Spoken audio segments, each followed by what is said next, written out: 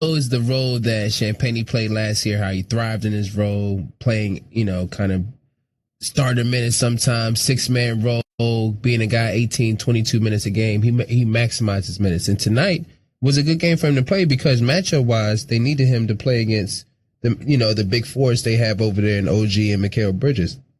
Unfortunately, he didn't have his best evening, but I did like the idea of starting him because he's from New York as well. Mm-hmm. It's a little comfort there as well. He's coming home. Let's see if he can be a little bit of momentum or spark in this game. Excuse me. So I really like what I saw out of. I like the fact that Keith would do that. I think that's a little coaching technique or tactic that you can kind of throw a guy off and maybe have a spark.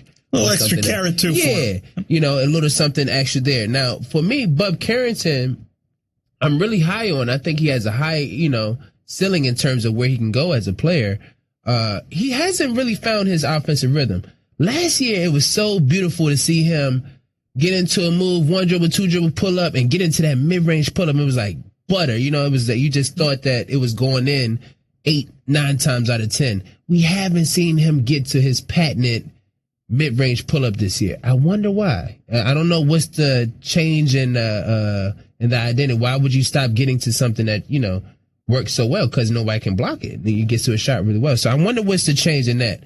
I would love to see him get back to that. I don't know why I think that add a new element. Maybe because you got Trey and Keyshawn handling the ball more. Maybe that's taken away from his creativity with CJ as well. I'm not sure. Put up 2 shots in 25 minutes tonight. Yeah, so 0 for 2. So, he's not being aggressive. He's not being his natural state. He doesn't have his natural moxie out there. So whatever is going on with him in a situation like this, I would like to see him. What I would do with him if I was a coach, I would show him himself playing well.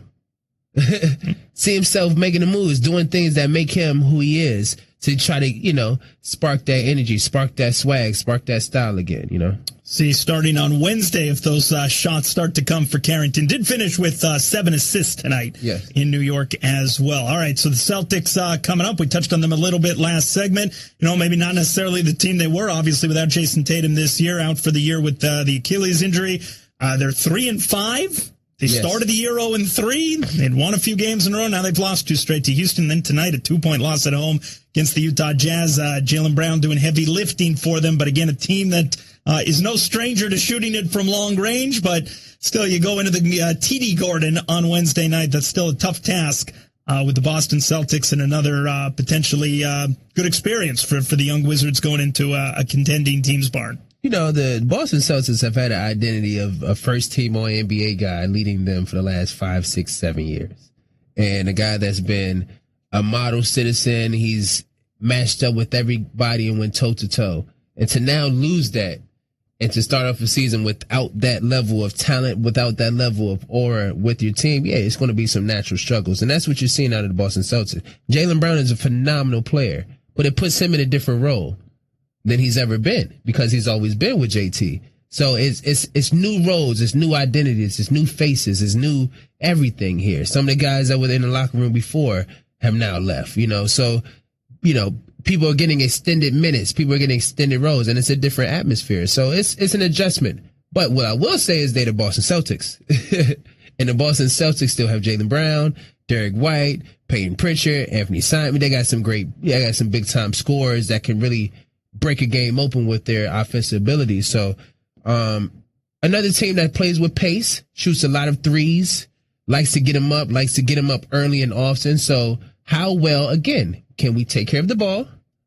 How well can we adjust to the play calling from the referee? The style of the calls from the referees. Are they calling the game tight? And can we play defense without fouling? How well can we be able to get efficient shots?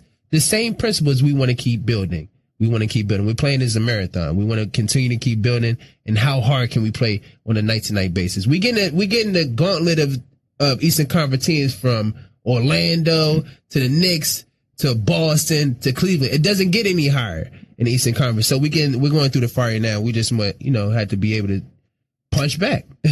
Let's see how it goes on Wednesday. And before we let you go, real quick, you got the swag on. Georgetown alum in the house. Yes, indeed. Got that win. Shout out to your Hoyas tonight. So definitely shout out to my Georgetown Hoyas. We're starting off the 25-26 season. Got us a nice win Also, shout out to Morgan State Bears head coach Kevin Brodus, who recruited me at Georgetown. There you go. My brother and partner in crime on the bench, Austin Freeman. You know, they look good over there. I was happy to see him on the bench. So, yeah, major shout out to the Hoyas for the win. And shout out to my guys at Morgan State. There you go. Well said. Georgetown takes it 87-70 tonight in their season opener. We'll take a timeout. Appreciate it, Chris. We'll take our final timeout here. Home stretch of Wizards post-game coming up. We'll take a look at the out-of-town scoreboard as well. Knicks take it tonight, 119-102. You're listening to the post-game show presented by Michelob Ultra on the Wizards Radio Network. The following is a special presentation of Wizards basketball on the Washington Wizards Radio Network. And then Trey Johnson pull-up three. Don't do it, rookie. Cunningham off the screen, drives to the basket. Sorry, said no. The 2025-2026 Washington Wizards season is presented by Capital One, the official bank and credit card of the Washington Wizards. By Caesars Sportsbook, the official sports betting partner of the Washington Wizards. By Robinhood, the official brokerage and jersey patch partner of the Washington Wizards. And by Ticketmaster, the official ticketing partner of the Washington Wizards. Kovalik cuts to his right. Right elbow roll. Join play-by-play man Dave Johnson and color analyst Glenn Consor for the radio party. Couple head fakes, turn, shoot, scores! Check in on X by tweeting at Dave J Sport and at Glenn Consor. Go Wizards. And now, here is your voice of the Washington Wizards, Dave Johnson. Here we go. Dave Johnson, Glenn Consor, Brian Alvin, Chris Wright, Ben Raby, welcoming you to Washington Wizards basketball on the radio. Tonight from Madison Square Garden, it is the Washington Wizards and New York Knicks. The Knicks now 3-3 on the season. They're perfect at home, so they've had some mixed results. 3 road losses, 3 home wins. As for the Wizards, well, the 125-94 loss to the Orlando Magic, even though they led after 1 quarter of play, the game slipped away in the second quarter and never able to recover. And for Chris Wright and Glenn Consor in the Michelob Ultra postgame show, this is a team, the Orlando Magic, it looks like a team that's striving to prove that they are an elite team in the Eastern Conference. They're a top 3 team. You know, and it's also a team, quite frankly, that the Wizards could look at and say, you know what, we can grow the way that these guys have grown. You know, our guys, guys like Keyshawn is going to get stronger. Alex is going to get stronger. And we're going to see the physicality improve with this team. One thing I would say about our Wizards, and what I look forward to, hopefully he gets back to, Bub Carrington. One thing that he was great at last year that I haven't seen much of him this year is that mid-range game. Yeah. That in-between game was almost automatic for him. I think right now he's trying to figure out how he wants to play with this new team and adding new pieces. It's a lot of new pieces. It's a lot of new pieces. It just is, and it's tough to make that adjustment. And we want to make sure that he understands that his bread and butter is getting to that mid-range and raising up, because once he gets to that point, he can make a lot of decisions. He's making a lot of passes from there.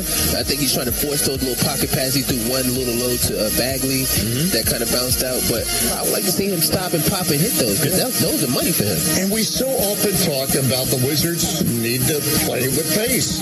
Okay, what exactly does that mean? Playing with pace. Playing with pace. What creates pace? Is it offensive rebounds? Because you're getting up shots, you're continue to attack, and is it your defense? And what is the definition of pace? Is it getting up shots within the first 7 seconds of the shot clock? Billy Donovan said you get the best looks in the first 7 seconds, and a lot of it has to do with the young kids today. How they were taught to play is pushing the pace and just creating, getting into a quick ISO, whether it's a quick pick and roll or just a quick ISO move. Your thoughts on pace? Pace is KYP, know your personnel. It comes down to your personnel. Like if you look traditionally back in the day, the Phoenix Suns, pace for Steve Nash was hitting ahead. Right. Jason Kidd was hitting ahead. Andre Miller was passing the ball ahead. Today's pace for the Orlando Magic may be the screens, maybe the physicality. Offensive rebounds. They lead the NBA so far in second chance. Right, so that can be a tangible understanding of what pace is for them. Correct. For us is how quickly can we get shots up, like Billy Donovan. Right. His philosophy, can we score in the first 7 seconds? We want to try to get as many possessions as possible. But to do that, what do you have to do? You got to defend. You have to defend. You got to be the aggressor on defense. Have to rebound. And it's not just getting steals. You just got to defend. You got to defend. You got to defend, and you got to get stops without fouling, and you got to get up. You can't let the game stop. No. And that, to me, and pace to me, I agree with that, is what kind of shot can you get up early in the shot clock? Right. All right, good stuff from Blake Consor and Chris Wright in the Michelob Ultra postgame show. It's pregame here in New York. We're getting set for the Wizards and Knicks. Brian Keefe next on the Washington Wizards Radio Network.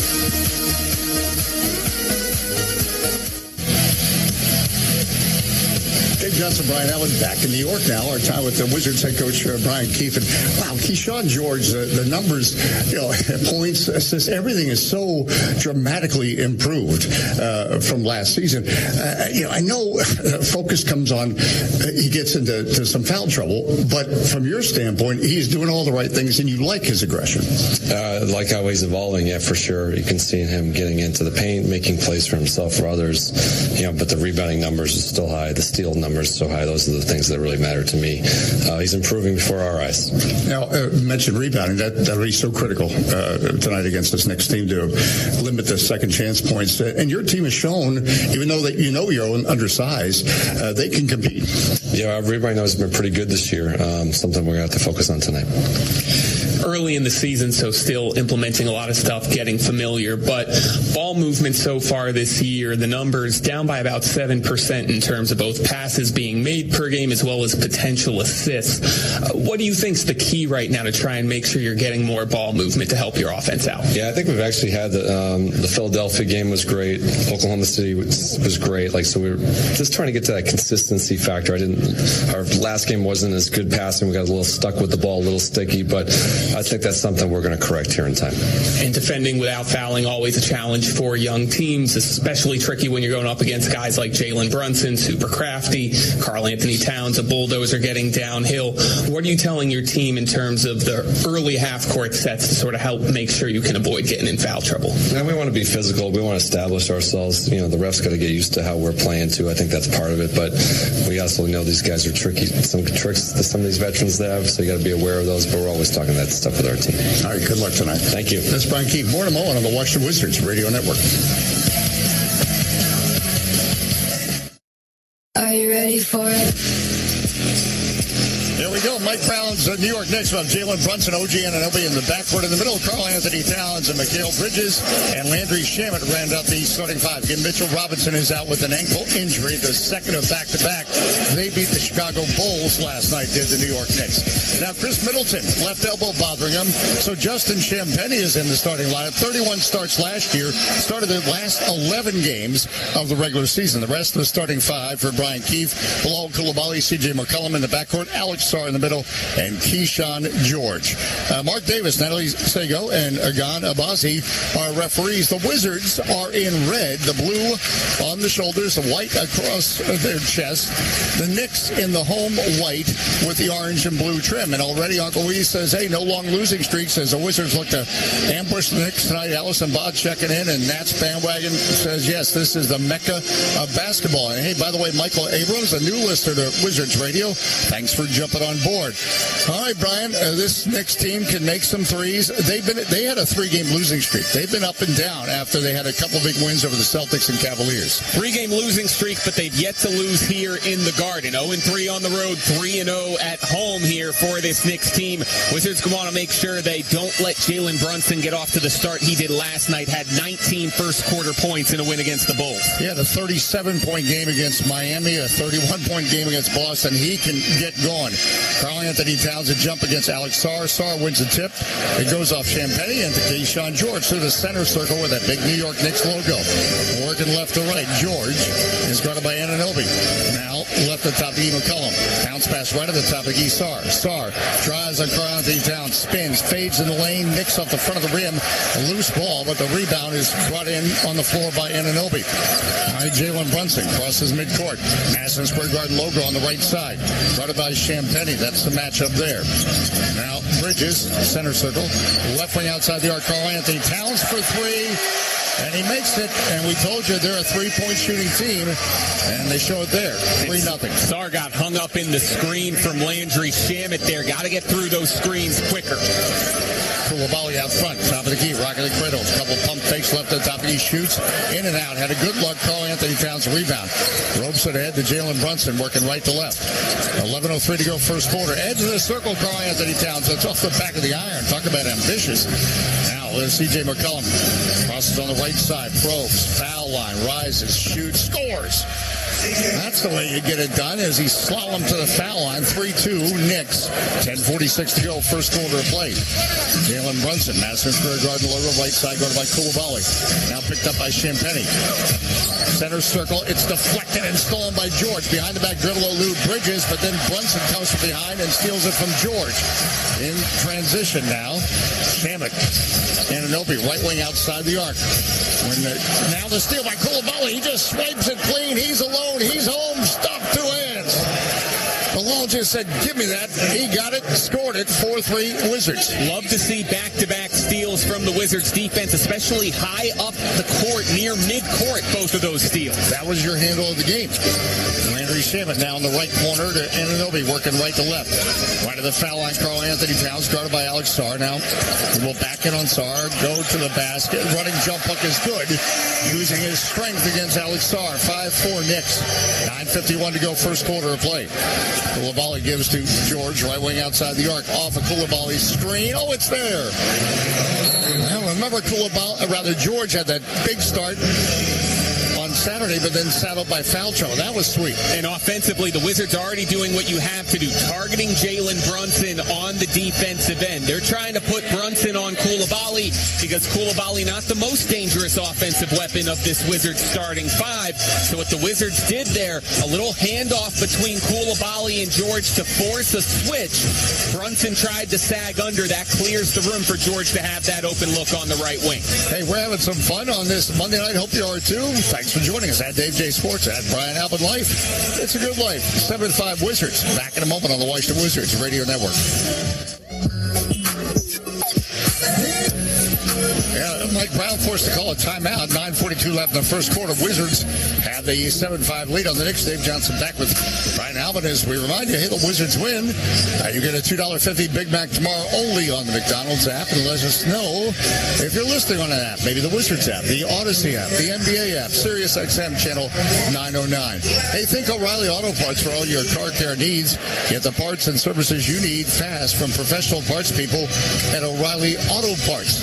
Well, as you said, Brian Albert, early impressions, it's strong the way they're attacking Jalen Brunson and the way they're playing perimeter defense. Yeah, we got into town early enough last night that we had time to actually see the Knicks playing in action. Yes. So I figured, what's the best way to get a scout of New York? No, don't come to the Garden. Just stroll down to a restaurant nearby that has a TV.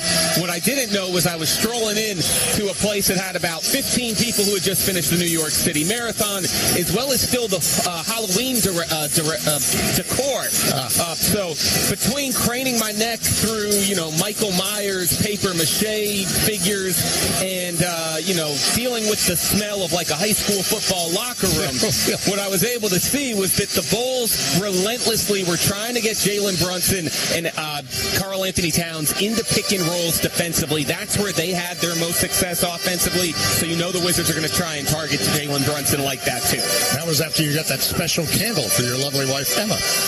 The circle now, Mikal Bridges, or did I just spoil a surprise? It's okay. Bridges at the hash mark, out front Karl-Anthony Towns, top of the arc. I'm assuming she's listening. Now feeds Brunson off, 1 foot jumper from the baseline. No, long rebound, comes out to Anunoby. Left the circle, Shamet. The Knicks, they are good at getting second chances. A very good offensive rebounding team. Top of the arc, Karl-Anthony Towns, bang. 8-7 Knicks. 9:06 to go here, first quarter of play. C.J. McCollum, hash mark on the right wing, working left to right for the Wizards. George right of the center circle, now left the circle. Coulibaly foul line, but George a legal screen, and frustrating as he's averaging 5 fouls a game.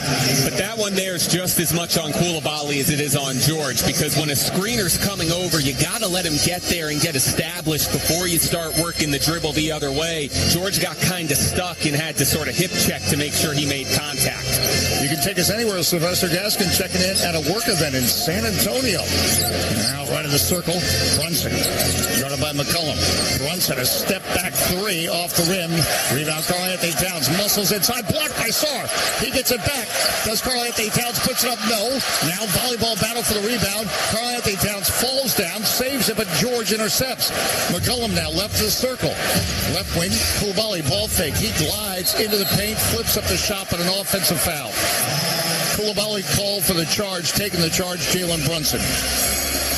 8-7 Knicks. But how about that other end, what we just saw from Alex Sarr? Because the first time Alex Sarr went up against Karl-Anthony Towns last year in this building, it was light work for Cat. He was eating him up in the post, was too physical. That time, Sarr was able to go blow for blow down low and get the stop. Bridges gets the right elbow, guarded by George. Left wing outside the arc. Anunoby fouled by Champagny. He went to drive. Well, and that's something Brian Keefe has liked, the rim protection this year of the Wizards defensively. Side out for the Knicks, 8-7. Knicks on top. 8-12 to go here, first quarter. And luckily for the Wizards, even though there's 3 fouls already committed, only 1 team foul because 2 of them offensive fouls. Left wing, Karl-Anthony Towns hands off to Brunson off the screen for 3. Swish. All right, 11-7. The Nets finding joy beyond the arc. Left the circle, Coulibaly. Bounce pass. Left the top of the Alex Sarr. Threads a pass. Cutting and slamming. Along Coulibaly. With 2 hands. 2 points. 11-9. The Knicks on top. Now Brunson out front. Top of the arc. Probes. Foul line. Gets in the paint. Dishes. Right wing. Shamet for 3. And back in the iron. It comes long. And I think it was tipped by Wizards. Again, Karl-Anthony Towns, such a force. He had an 18 rebound game, for goodness sakes, this year. 11-9 Knicks, side out for the Knicks. And that's why you have to do your work early against him. Try and push him up out of the lane before the shot goes up. Anthony Towns is a foul line behind him. He gives to Bridges, back to Towns, and travel. Wow, as he went to drive, travel. Adam checks in with his, say hello to Adam's mom. Thank you. He's shared a picture with Adam's been a good fan since he was a kid in school. And now he's a young man at Johns Hopkins, for goodness sakes. Going to cure MS. 11-9 Knicks. Sarr at the point. Hands off to McCollum. McCollum, hash mark in the left wing. Top of the arc. Rises, shoots a 3. No, off the rim. Karl-Anthony Towns gets a rebound. Shamet working right to left. Shamet left wing. Down low left the lane. On the block, Anunoby. Backing in. Double team the lane. They swing it around in the right corner. Bridges for 3 off the rim. Alex Sarr grabs the rebound in between Towns and Shamet. Sarr now leads the break. Sarr on the dribble on the right wing. Cross court to Champagny. Left corner, Coulibaly for 3. It's there. A pot of gold at the end of that rainbow. 12-11 Wizards. And the early push from Sarr drew enough attention that it was one good reverse pass, and you had a 2-on-1 on the weak side. McCollum knocks it away from Brunson. I like the Wizards' early physicality, and you've got to be physical against this Knicks team. Side out on the left sideline, near midcourt, Brunson for the Knicks. Gets it into Anunoby, left wing outside the arc. OG Anunoby goes to drive to the baseline left to foul, and Karl-Anthony Towns shoots in and out. George the rebound. 12-11 Wizards, 6:35 to go first quarter. Keyshawn George gives left wing Coulibaly. Ball fake, top of the arc. Coulibaly, left elbow, knocked loose by Brunson, getting it Karl-Anthony Towns ahead to Bridges. He's going to win this foot race with a slam. 13-12, the Knicks go on top, and Brian Keefe calls a timeout. And that's a case of dribbling into traffic near the free throw line. And we've seen the difference already in this game. You get the ball moving side to side quickly, you end up getting good looks. You over-dribble into the middle of the court into traffic, 2 points the other way. Wizards need to make sure they get more side-to-side ball movement going right now. Got a good one going so far, 13-12 Knicks. Back in a moment on the Washington Wizards Radio Network.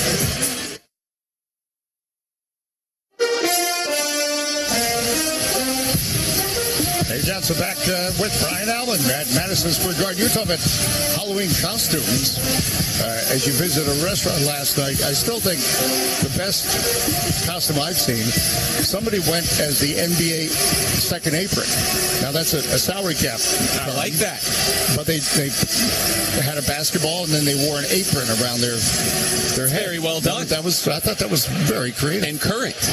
very, very current. And very inside basketball. All right, 13-12, Knicks on top of the Wizards.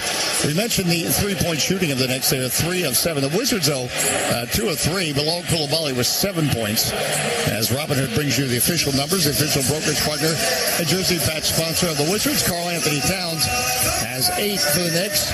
And always fun at the Garden, they introduce stars that are here. And Stephon Marbury is here. He was a guard with the Knicks from 2003 to 2008. And then he went and had a very successful career in China. Yes. Statues built for him in China. And Dave, we talked about it coming into this one. How do you sort of make sure you either win or keep the possession game close? That was a killer against OKC last Thursday. Already 5 offensive rebounds to none in favor of the Knicks. That's why the Knicks have taken 14 shots. The Wizards have only taken 8. So you're the Wizards. You're shooting 63% from the floor, 2 of 3 from 3, and yet you're trailing through 6 minutes because you've taken 6 fewer shots.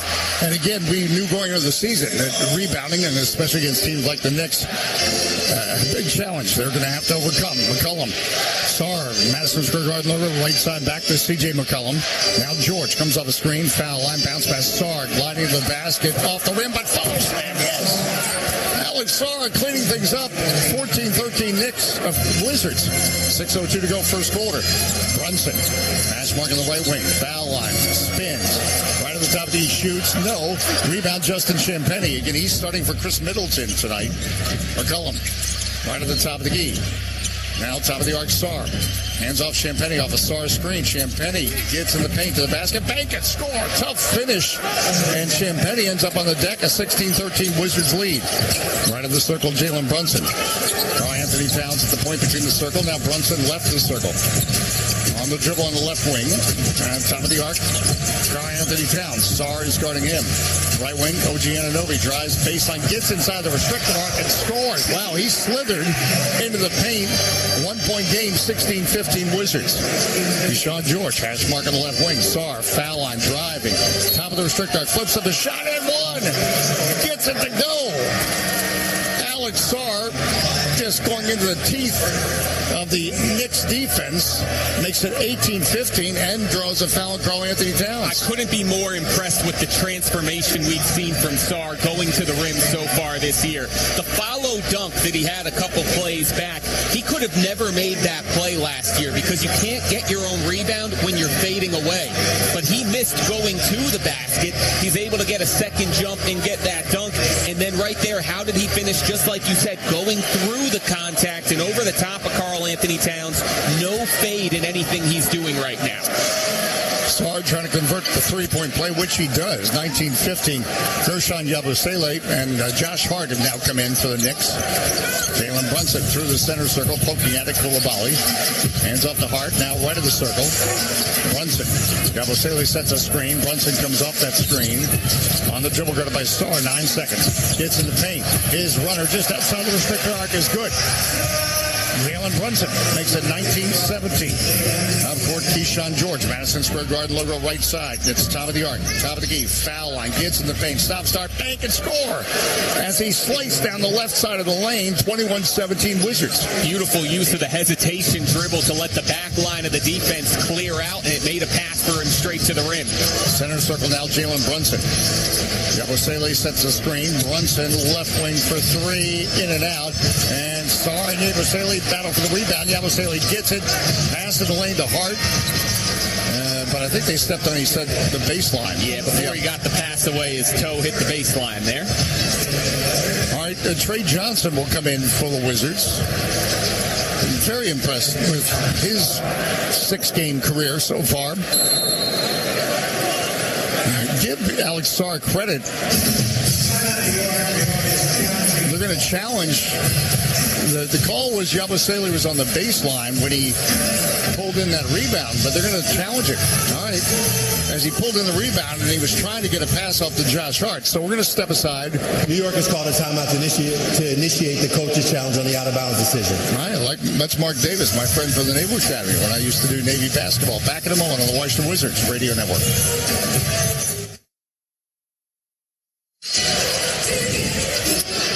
We're back at Madison Square Garden, and Mark Davis, the referee, I think is about to tell us the result of the coach's challenge. Again, Guerschon Yabusele tiptoeing on the baseline, trying to save it and give it to Josh Hart.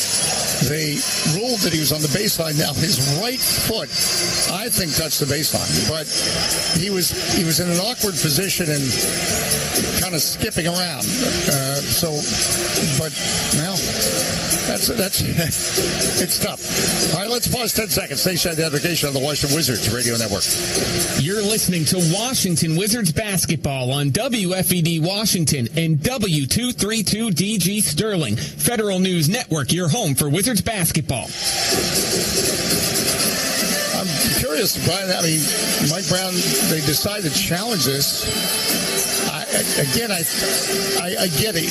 They're kind of looking like his right foot was... It's super close. It's possible they'll win the challenge, but regardless of whether they win it or not, I don't think it's a good use of your coach's challenge. I don't. First quarter, it's not as if you're saving points. For example, if you challenge a foul on a three-point shot where your guy clearly didn't foul, okay, you might be directly keeping 3 points off the board.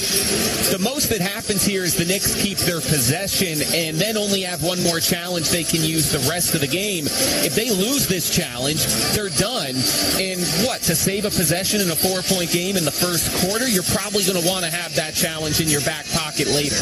I kid you not, they've probably shown this replay in front of us on the scoreboard about 100 times now, and I'm getting dizzy watching it. The deal is Yabusele's right foot, he's on his tippy toes. So you could argue that because he was on his tippy toes, which is here we go. We're going to get the word, I think. Upon review, it was determined there was illegal contact to Yabusele prior to him going out of bounds. Therefore, this is a successful challenge. The foul will be assessed. It will be New York's ball, free throw line extended. Please reset the game clock to 4:19 and the shot clock to 14. All right, we're successful. Out of the period, they will be charged with a timeout. However, they have an additional challenge. So because you can now review the full extent of the play during a challenge, they determined that there was a foul on the Wizards. I'm curious if it was on Alex Sarr. He didn't say who they gave it to yet. And that's a good point. That's new this year where... it looks like Justin Champagnie. Yeah. So the Knicks keep their challenge, but now you can only challenge one more time the rest of the game. So say the Knicks miss a shot on this possession, it's a whole lot of stress for not that much benefit. All right, 21-17 Wizards on top. Yabusele hands off to Brunson at the point between the circles. Brunson, top of the key. Gives now Bridges behind him on the right wing, driving down to the right block. Weaves, floats up a shot, spins out. The rebound, Yabusele. Yabusele dribbles out to the wing. Top of the arc, Bridges. Left wing, Brunson for three. In and out. And Bagley gets the rebound as he's come in. Left the circle now. Cam Whitmore also in for the Wizards. Along with Keyshawn George, Trey Johnson, and Corey Kispert. Kispert right of the center circle, swatting at him is Brunson. Kispert goes to drive. Gets the foul line. Feeds a cutting Whitmore on the baseline, but it goes through his hands. 21-17 Wizards. 3:38 to go, first quarter of play. Brunson through the center circle, guarded by Keyshawn George. Hands off to Hart. Back to Brunson, near midcourt on the left side. Brunson, edge of the circle, right elbow, in the paint, denied. Yabusele for three out front, in and out, and Bagley gets a rebound. 21-17, that's it. Don't give them second chances. Karl-Anthony Towns, by the way, we're told went back to the locker room, but no update there's any injury.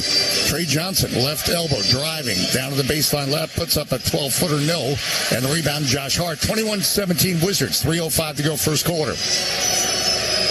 Yabusele at the top of the arc, hands off to Hart. Landry Shamet on the right wing, guarded by Kispert, back to Yabusele. Guarded by Bagley out front. Gives on the right wing to Hart. He'll try a three. In and out.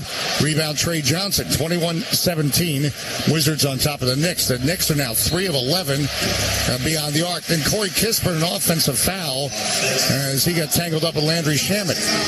That's now 3 offensive fouls for the Wizards early on in this game. And, we just continue to see this disparity in field goal attempts grow. The Knicks a +8 advantage in field goals attempted.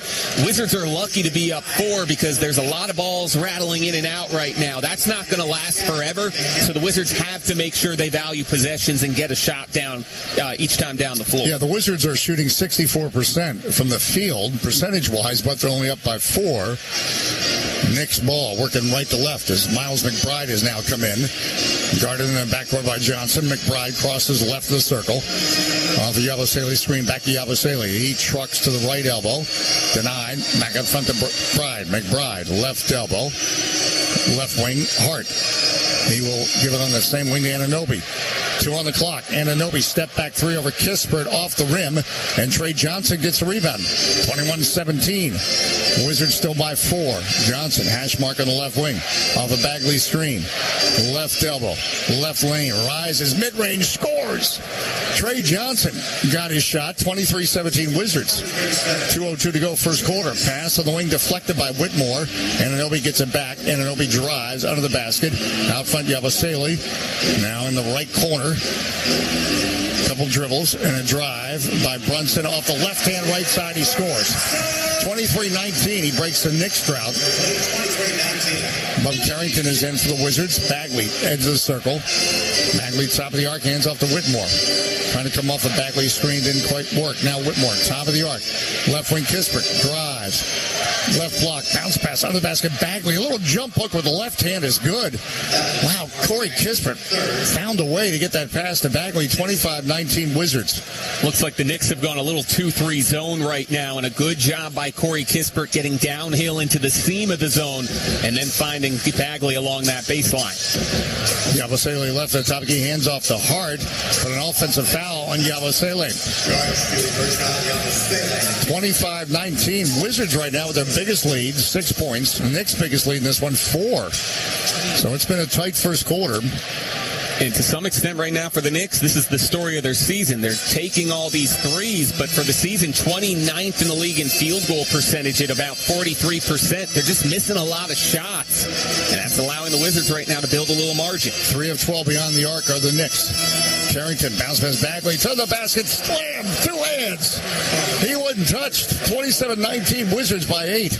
Out of court now, Anunoby driving, slam. Like a tennis match, 27-21. Now the other way we go, Whitmore going at Anunoby, knocked loose by Anunoby. Now in transition, McBride. Pull up 3 from the right wing off the back of the iron. Long rebound comes back to McBride.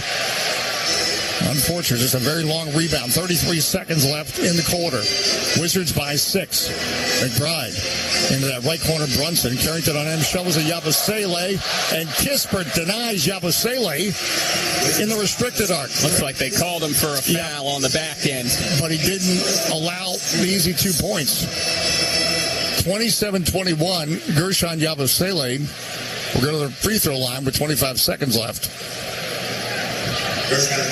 I'll take that foul. That's good, protecting the rim. Nothing easy. So Yabusele has to earn it from the free throw line. Misses. Boy, this place got quiet for his free throw. This place sold out as always, but I thought I was in church all of a sudden. And we're going to get an early look at Will Riley here as he checks in for Cam Whitmore. Just a smart player, and every time he's been on the floor, he does something. You say, boy, this guy knows how to play the game. And we always talk about Anthony Gill, the teammate. He was there to meet him at midcourt. Just to talk him through that last sequence. Never fun to come out of a game right after you turn the ball over, but AG just making sure he's there with wise words to keep his head up. Yabusele with the free throw, 27-22. Wizards by 5. There's a less than a second difference in shot clock and game clock. 17 seconds. Carrington in the center circle, 12 seconds. Floor is spread. Carrington still dribbling, edge of the circle. Drives to his right. Left corner, Kispert, catch and shoot for three. It's there! Oh, it's there! Corey Kispert makes it 30-22. Wizards match their biggest lead. The other way, Hart driving to the basket, goes reverse and scores. As Will Riley could not get the block, Brunson got the shot, and that shouldn't have happened. And Brian Keefe shaking his head because as soon as the shot from Kispert went in, he was motioning to his defense, pick up early, only 4 seconds on the clock. Don't let them catch the ball on the move. Wizards defense, instead of picking up early, fell backwards. Josh Hart catches the ball on the run near half court. That gives him the time to get all the way to the rim. Yeah, that shouldn't have happened. And Kispert, by the way, that was not an easy three. It was a high pass, but he made it. Hey, Truxton Circles check in. Navy Mo retired. And again, thank you. Thank you for your service. Hey, Jeff has found us tonight. Now, we know Jeff is a world traveler. He's checking in from Greenville, South Carolina. Working hard or hardly working?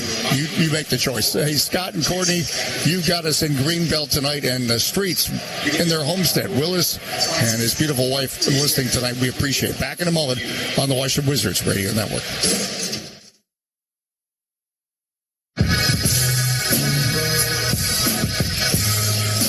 Johnson back with Brian Allen. Well, Jalen Brunson, his shot was taken off because he didn't get it off in time, and so it's 30-22, and the Wizards do have their biggest lead matched. So it turns out Corey Kispert's three-pointer was the exclamation mark. I still didn't like the defense. McBride coming up court, gets in the paint, didn't like the defense there. His runner is no good, but the Wizards get the rebound. Carrington had it tipped to him by Sarr. Now Trey Johnson, right of the foul line, rises, shoots, scores. Oh, he's smooth. 10-point lead for the Wizards. 11:38 to go. Second quarter, biggest lead. So impressive how quickly he can stop on a dime and just rise up into that shot still on balance. Left the circle, McBride.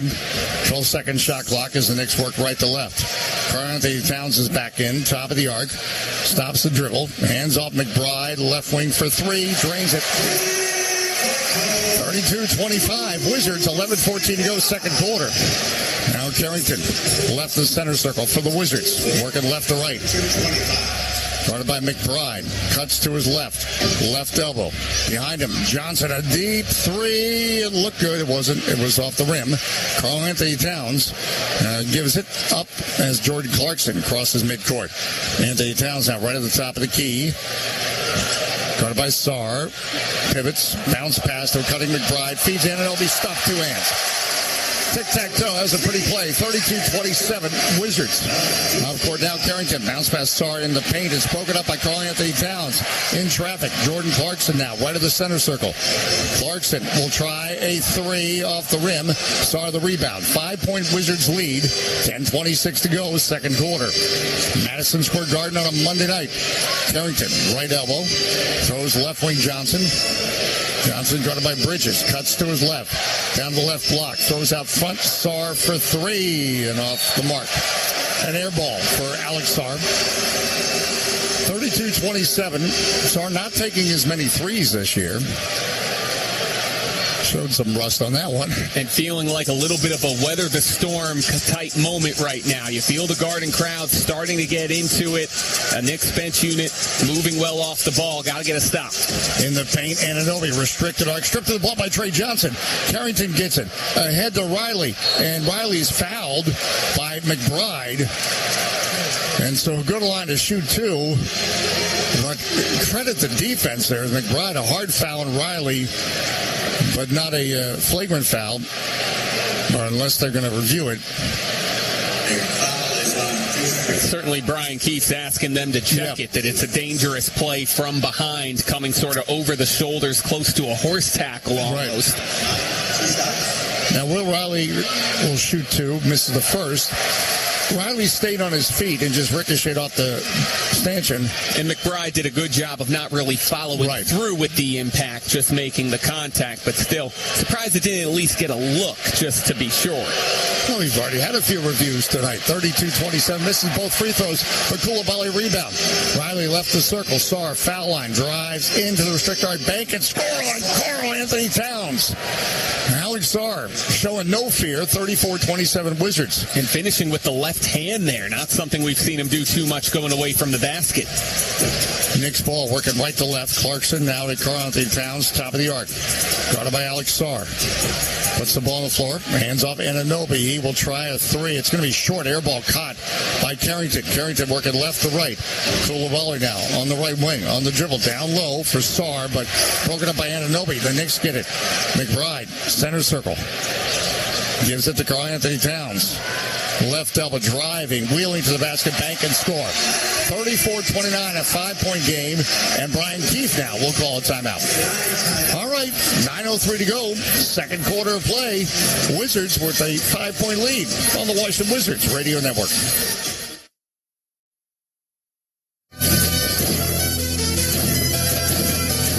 Night together with basketball. Dave Johnson, Brian Alvin from New York City.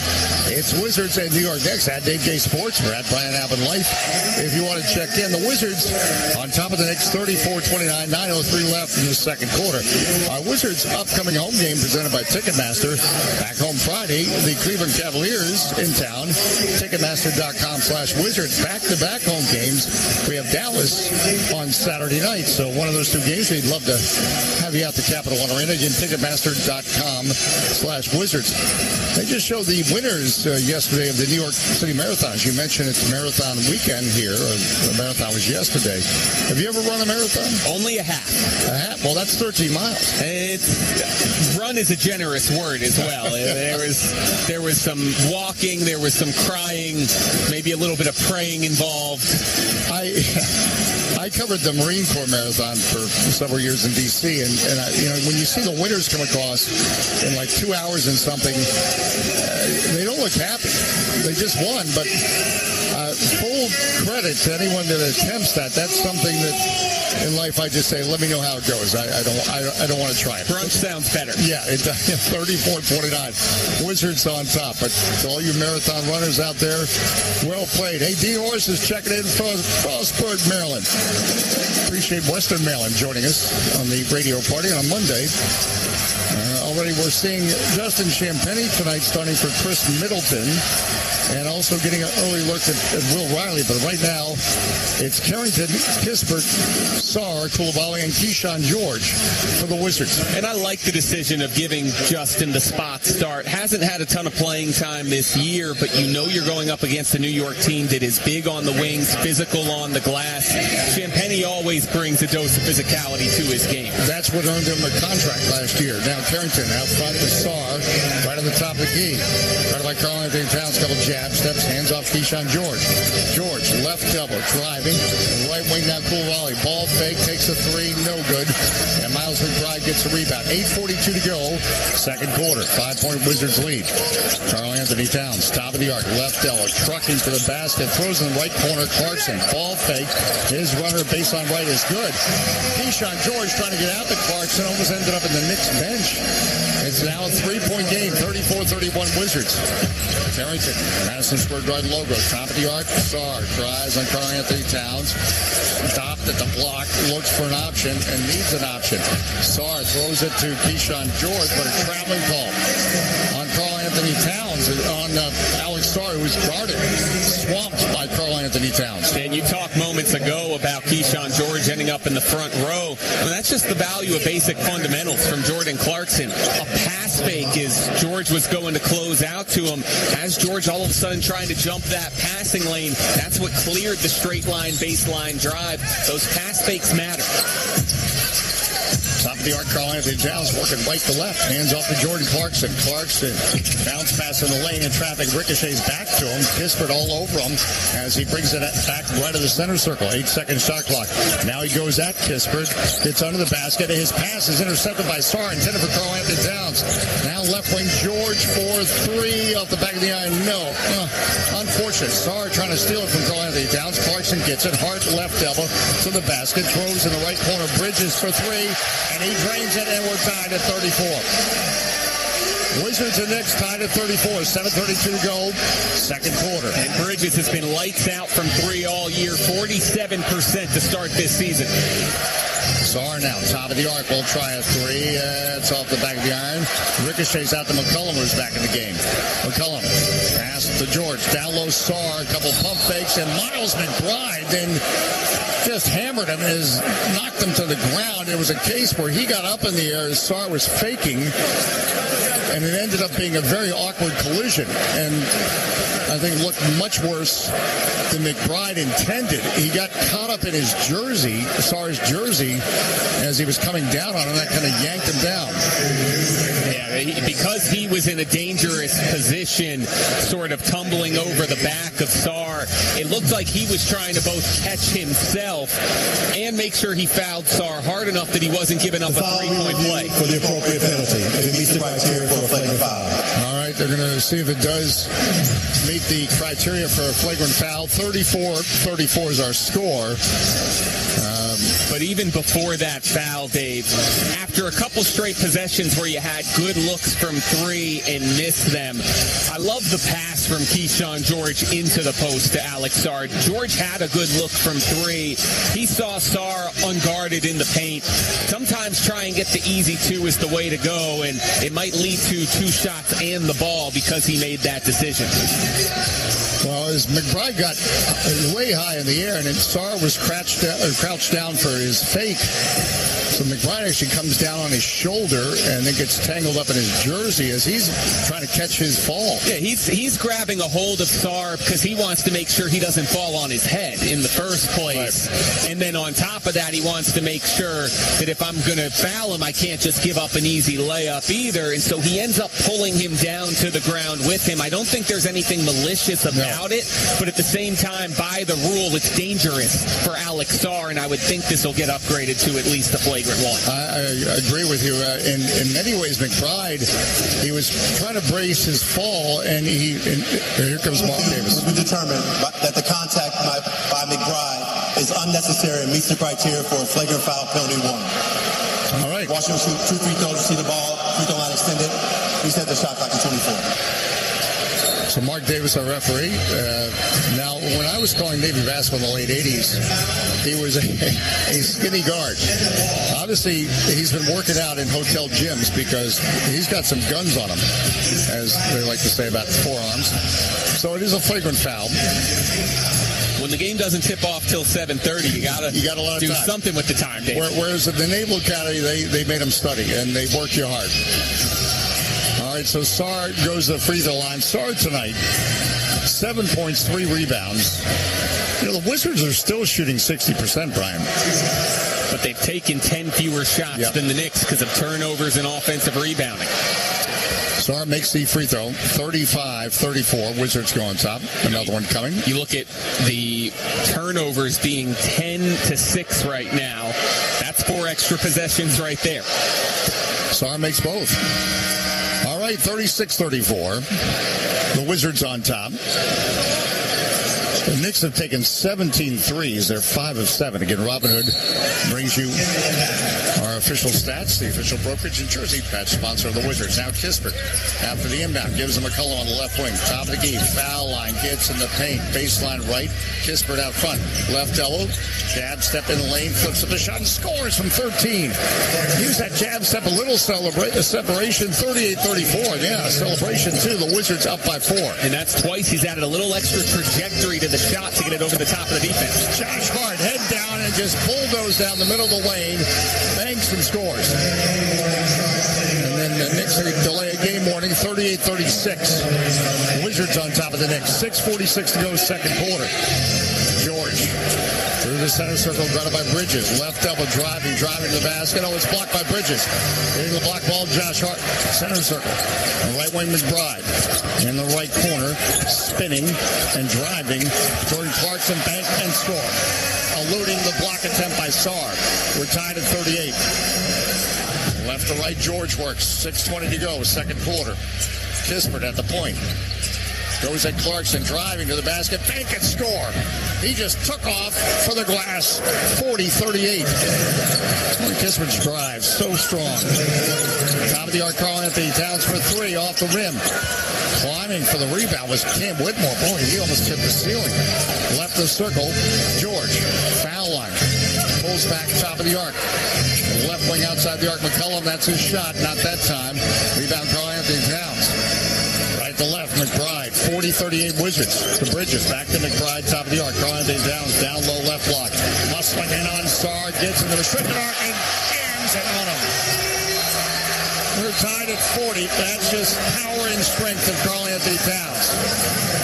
And Alex Sarr tried, but does not have the strength of a Karl Anthony Towns. Yeah, look, Alex Sarr just ended up on the wrong side of a Sports Center highlight. It's not going to be fun to see in the morning, but at the same time, that's the spirit that Brian Keefe and this Wizards franchise wants him playing with. Not afraid to get dunked on, trying to contest every single shot, and as he adds muscle over the years, he's going to get his fair share of blocks on those plays. Tied at 40. Hey, X9 multitasking. We love it. Monday Night Football, of course, going on. Let us know how it's going. Hey, Jeff did the Baltimore Marathon in 2002. Of course, had a mile 13 converging at the same point at mile 8. He was at mile 8 when the leaders were approaching 13. I feel you on that, Jeff. Back in a moment on the Washington Wizards Radio Network.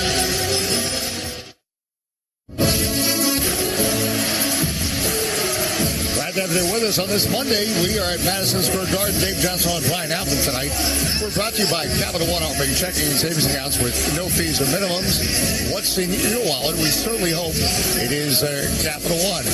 And you know what? This is it's called the 529 plan. Listen to this. You can go to all 41 Wizards home games, or the remaining ones. You get the idea. For just $529. The 529 plan is one of the most affordable full season packages in all the NBA. It's designed to bring you closer to the next era of Wizards basketball. $529 for 41 games. And we've played now, 3 home games? Only 3, yeah. So you still have 38 games.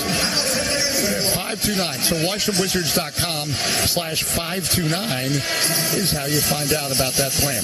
40-40. Wizards and Knicks. A tie game here in the second quarter with 5:36 to go. Karl Anthony Towns just ignited the crowd with a slam dunk on Alex Sarr. As, again, tonight, we credit Sarr. He's got 9 points. He's gone at Karl Anthony Towns, but he just does not have the body that Karl Anthony Towns has. Yeah, Towns is getting the better of the battle so far. 12 points, 9 boards, 5 assists. But for the Wizards, it's not so much about Sarr winning the battle, is keeping it as close to even as possible. And Sarr's got 9 points, 3 rebounds, 2 assists, and a block on Towns of his own. He's standing in there and fighting so far. He is not wilting. Now the pass from McCollum is broken up by Hart, but then McCollum gets it back. McCollum foul line. Finds right corner George. Right wing out front Carrington. Right elbow. Top of the arc. Bagley for 3. Rims out. And Karl Anthony Towns gets the rebound. Tied at 40 with 5:14 to go. And we have Bub Carrington pressuring in the backcourt, but a whistle. Official timeout. I think might be some blood on Karl Anthony Towns. Yeah. He's gone to the bench. So he'll need some treatment, it looks like. So the official's calling a timeout. 5:14 to go. 40-40 to the score. Gershon Yabusele comes in for Karl Anthony Towns, who is being treated.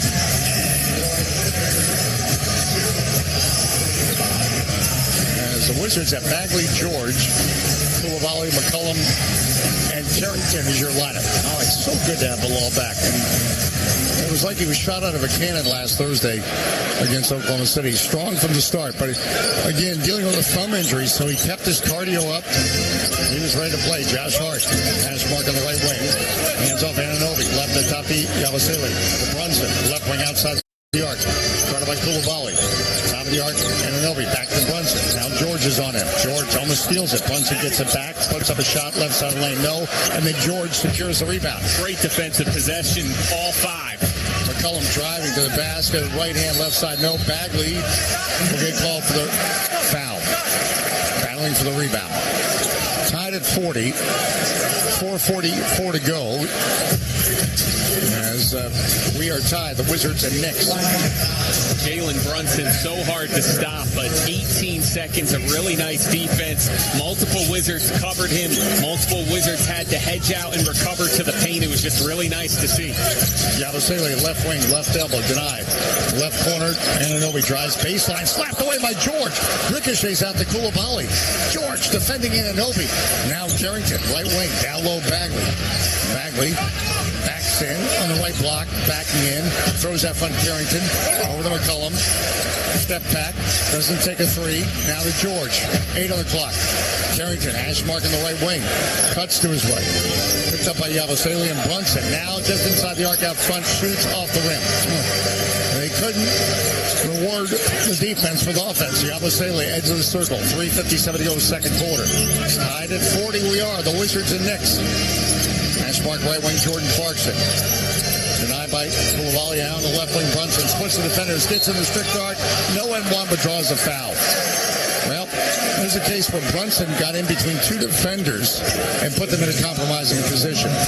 He does such a good job of moving the defense before he's even made his first move. Just a hard shoulder fake on the catch. Got Keyshawn George trying to anticipate the drive middle. That created enough gap to just go in a straight line towards the block. Carrington tried to come over to help, but just enough contact to get to the free throw line. And Brunson to shoot too. Hey, I love it when Alex checks in from Adelaide. Now it's lunchtime in Australia, and so he is eating, this sounds good actually, he's eating a tuna jalapeno sandwich. Thank goodness you didn't say Vegemite. And an energy drink, where it's already Tuesday in Australia. Wow, that's not tuna jalapeno. That sounds good. That sounds very good. I was already just shivering in fear of Vegemite, that diabolical substance. Have you ever had it? Oh yes. Really? Too many camp counselors came from Australia not to try it. At least Vegemite was better than Marmite, which the Brits were on. The only thing I know about Vegemite is men at work, and who did it? 42-40 Wizards trailed the Knicks. Both free throws made. Bagley right in the circle. Hands off to McCollum. McCollum cuts to his left. Now step back three. No.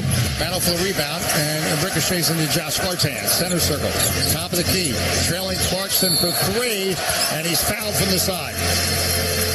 And I think Jordan Clarkson's going to be shooting three. He gave a nice little Tony Hawk 360 spin after the contact from Bagley to help sell it as well. But that's something that you always have to be careful of when you're trying to close out from a trail position, that you're not going to come across the follow-through arm, which is what Bagley did there. And so the Knicks starting to put a run together, even if it's happening a little slowly. And Clarkson makes the first of three. Bagley again with the foul. He was coming from behind, got Clarkson on the side. 43-40 Knicks. 3:25 to go, second quarter. And Clarkson makes 2 of 3. Look, this is why we talked about in the first quarter. Yeah, the Wizards are up 4. Yeah, they're up 6, but kind of wasted opportunities to build a bigger lead while you're shooting well, while the other team's missing shots. By giving away too many extra possessions, you leave New York in the game, and now here comes the run. His third free throw didn't want to go in. I don't think it went off the rim and in. All right, 45-40. Suddenly the Knicks, once down by 10, are up by 5. Left the circle, Coulibaly. McCollum, hash mark in the left wing. Run by Josh Hart. McCollum on the dribble, brings him back. Left the circle. Right wing, Carrington. Foul line, gets in the paint, spins. Right elbow fades. Off the back of the iron, no. And the Wizards are not getting second looks from this very good rebounding Knicks team. Hart, down low, Anunoby. Spins under the basket. Left corner, Clarkson open for three. Drains it. 48-40, and suddenly the Knicks have their biggest lead. Hash mark on the right wing, Coulibaly. Bilal, crossover, drives. Gets in the strict guard, flips to the shot. No. Went off the rim, but Yabusele gets the foul. And Bilal, attacking the basket, will go to the line. And that was a little French national team on French national team crime there. They were both teammates this year at the FIBA Eurobasket for France. And seemingly Coulibaly from practice knew, hey, I can beat this guy off the bounce. Let's get to the rim. Oui. As as Koulibaly makes the free throw, 48-41. Alex Sarr, speaking of France, and Keyshawn George check in for the Wizards. And have Joyce on board tonight, as always. Appreciate the fellowship, family, and support as we're on this journey together with this Wizards team that, well, after being up by 10, paying the price for the Knicks, now making some shots. The Wizards are not getting second shots. Rebounding battle, though, is pretty even, actually. 21-18 in favor of the Knicks. But a little misleading just in terms of the offensive rebounding differential, which right now is New York 8-3. Koulibaly missed the second free throw. Hart the rebound. 48-41. Now, quick pass down low. Anunoby. Step. Two hands. Brunson just rifled that down low to Anunoby. 50-41 Knicks. McCollum. Drives to his right, guarded by Clarkson on the right wing. Out front to Trey Johnson. Alex Sarr, top of the arc. Sarr, one dribble, hands off McCollum. Bounce pass Sarr, foul line, trucks to the lane, gets in the strict arc, banks, and scores. Alex Sarr driving the paint, 50-43 on the inbound. Keyshawn George knocks it away, goes out of play. As he's pestering as the Wizards offering a full court press. And a beautiful pocket pass from C.J. McCollum to Alex Sarr on that roll. And again, I mean, we're going to say it every single time. How did Alex Sarr finish that basket moving to the basket? No fading away at all from Alex Sarr to start this year. He leaning forward as Josh Hart working right to left for the Knicks. 2:15 to go until halftime. Hart left the circle. Passes on the right wing, Clarkson. McCollum is on him. Clarkson, right of the circle, comes off the Karl-Anthony Towns screen. In the right corner, Anunoby bobbles it, now feeds down low, right block, Karl-Anthony Towns. Turns, shoots in the lane over Sarr. Rebound, George. Good defense by Sarr. George, center circle, stop, start, right elbow. Chased out of the paint by Jalen Brunson. 17-second shot clock. Sarr, top of the arc. Hands off to George. George, driving, puts up a shot, bounce around and in. Keyshawn George taking it to the rack, 50-45. The Wizards trying to come back. And good recognition. He had the smaller Brunson on him, so just get to the rim.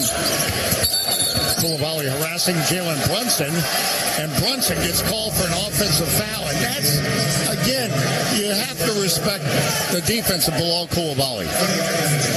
Yeah, look where he picked him up. Again, he picked him up at half court. The recipe to wearing down Jalen Brunson in the Eastern Conference Finals last year from Indiana. Just play him full court press all day. Make him work hard. Left wing outside the arc. Koulibaly now will try a three. It's there. Defense to offense for Bilal. And look at this. The Wizards are now within 2, 50-48. A minute 15 to go until halftime. Nice response by Washington. Top of the arc, Karl-Anthony Towns. Hands off the Bridges. The right block. Left hand missed the layup. George the rebound. George left the circle. Floats at Sarr. Catches under the basket. Bad angle. Left corner Koulibaly for three. It's there. Oh, it's there. 51-50. The Wizards have the lead. It's there and one. He wants 1, 2, 3, 4 points, s'il vous plaît. Wow. Let's get a 4-point play for Bilal in here. Very impressive with your French as Josh Hart trying to close him out. It's called for the foul, and the Wizards down by 9. They have a run going. And how about Bilal? 3 of 4 from downtown tonight. And the free throw good, 52-50. All right, the Wizards on top. 55 seconds left, second quarter. Anxiety here in New York. Brunson, top of the arc, and missed the three. Sarr the rebound. All right, 45 seconds left until halftime. Keyshawn George through the center circle. And Anunoby guarding him. George off a Sarr screen. He will try a three. No. Sarr fouls. Two hands. Oh, hold the children. 54-50 as Sarr brought that down with force. And Anunoby, top of the arc for three, open and scores. Now that'll kill a party. 54-53 Wizards. 23 seconds left. There's a 2-second difference in the shot clock and game clock. 1-point game. Wizards on top. Center circle is Keyshawn George. Down to 10 seconds. George cuts to his right. Right elbow. Spins. In the lane off one foot. Air ball caught by Hart. 5 seconds. Hart now. Mid-court. Left the circle. Karl-Anthony Towns will take a deep three and score. And a foul. And a foul. Karl-Anthony Anthony Towns left in the center circle gives the Knicks a 56-54 lead. And it seemed like a shot. No way that would go. It did. I think Trey Johnson may have got him from the side, or Alex Sarr was in front. We'll see who they call it on. It is Sarr, I believe. Karl Anthony Towns, he's a bad man. 15 points. After this foul occurring with zeros on the clock will be reviewed. All right, they're going to review, well, 56-54. They're going to see if the foul happened with time on the clock, in which case they should reset the clock and add a few tenths. Yeah. But interestingly enough, Alex Sarr was pleading his case that it was a high-five play where you're allowed to contest and essentially high-five the shooting hand of the shooter. The question is, was there more contact with the body down lower than the high-five? And I think there was, and that might be where they called him for the foul. And I think there might, one play I looked at, it looked like there was time. 56-54. Wow. What a finish to this first half for both teams. Upon review, it's been determined that the illegal contact occurred with .4 on the game clock. Therefore, this is a successful basket. Please reset the game clock to .4. We'll shoot one free throw. All right, .4. Alex Sarr with the foul. Towns will get a free throw attempt, and in turn, .4 does mean the Wizards do have time to get off a catch and shoot. They'll have to be quick with it, but they will get at least potentially a heave at the basket before halftime. Karl Anthony Towns. And again, we talk about this matchup, though. Alex Sarr has 13 points, 5 rebounds, 5 assists. Karl Anthony Towns, 15 points, 10 rebounds. So 0.4 of a second left here in the first half. Fans standing here, and they were ready to go to the concession stands. Karl Anthony Towns makes the free throw. 57-54 Knicks into George. He from backcourt is short, but not the effort for either team in the first half. In the end, though, the Knicks have the lead 57-54. Hey, we're going to have some fun at halftime. Our director of intelligence, Jonathan Morris, has cooked up some NBA trivia. We'll play that much more on the Washington Wizards Radio Network.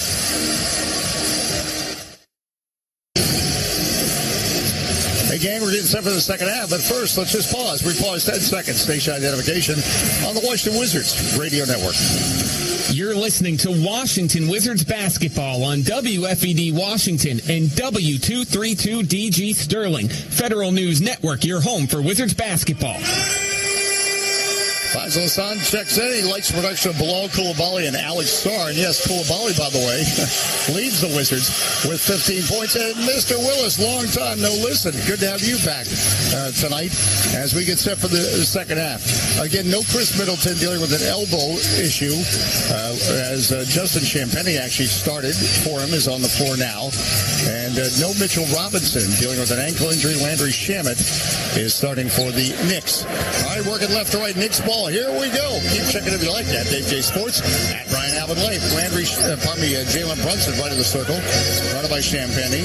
Down low to Anunoby. Backs in. Lost the ball, but Coulibaly, I think, will get called for a foul. Looks like Champagnie on the reach in. Oh, okay. That'll be Champagnie's third. By the way, he is the only Wizard starter with multiple fouls. Bagley has 2 and Kispert 2. Keyshawn George, it should be noted, just 1. 11:46 to go. Right sideline, Brunson to inbound the ball. Karl Anthony Towns, top of the arc, guarded by Sarr. Now lob left wing. Shamus for 3 is open. No battle for the rebound. Anunoby and Sarr and Champagnie going after it. Went off Anunoby. And, Champagnie helped force that go off Anunoby. Yeah, Champagnie crashing from the three-point line to help out is why that goes off Anunoby. Otherwise, Anunoby's going to win that rebound. McCollum left the circle. Hands off to George, but he fouled it. Now he recovers. Top of the arc, right elbow. Now feeds left corner. McCollum's got to look from 3 off the rim. No. And a rebound comes to Landry Shamet. 57-54 Knicks as we start the third quarter. Brunson, left elbow, driving, back, no. Rebound ricocheted out by Samet to Towns at the edge of the circle. He goes at Alex Sarr. Now step back, got Sarr up in the air. Right wing Bridges. Right corner Shamet. Back up from Bridges. Left of the circle, Anunoby. Hand off to Brunson. 3 on the clock. Brunson in the lane. Flips to the shot and scores at the shot clock buzzer. Jalen Brunson finds a way. The Knicks go up by 5, 59-54. Coulibaly left wing to Sarr, top of the arc. He threads a pass to a cutting Coulibaly. Gets under the basket, but then stolen by Anunoby. Now right of the circle. Brunson goes at Champagnie. Bounce pass under the basket. Bridges, right wing Shamet. Back to Bridges in the right corner. Puts the ball on the floor. Now left wing outside the arc. Shamet for 3 off the back of the iron. Coulibaly snares the rebound. 59-54 Knicks. End of the circle, McCollum, right wing outside the arc. George for 3, off the rim, no. Rebound Bridges. The Wizards have yet to score here in the second half. Left wing Karl Anthony Towns. Right by George. Left elbow. Knocks down Karl Anthony. Keyshawn George, offensive foul. As he just knocked down Keyshawn George. Well, and you could see that coming a mile away because Keyshawn George did a good job standing him up on the first 2 bumps.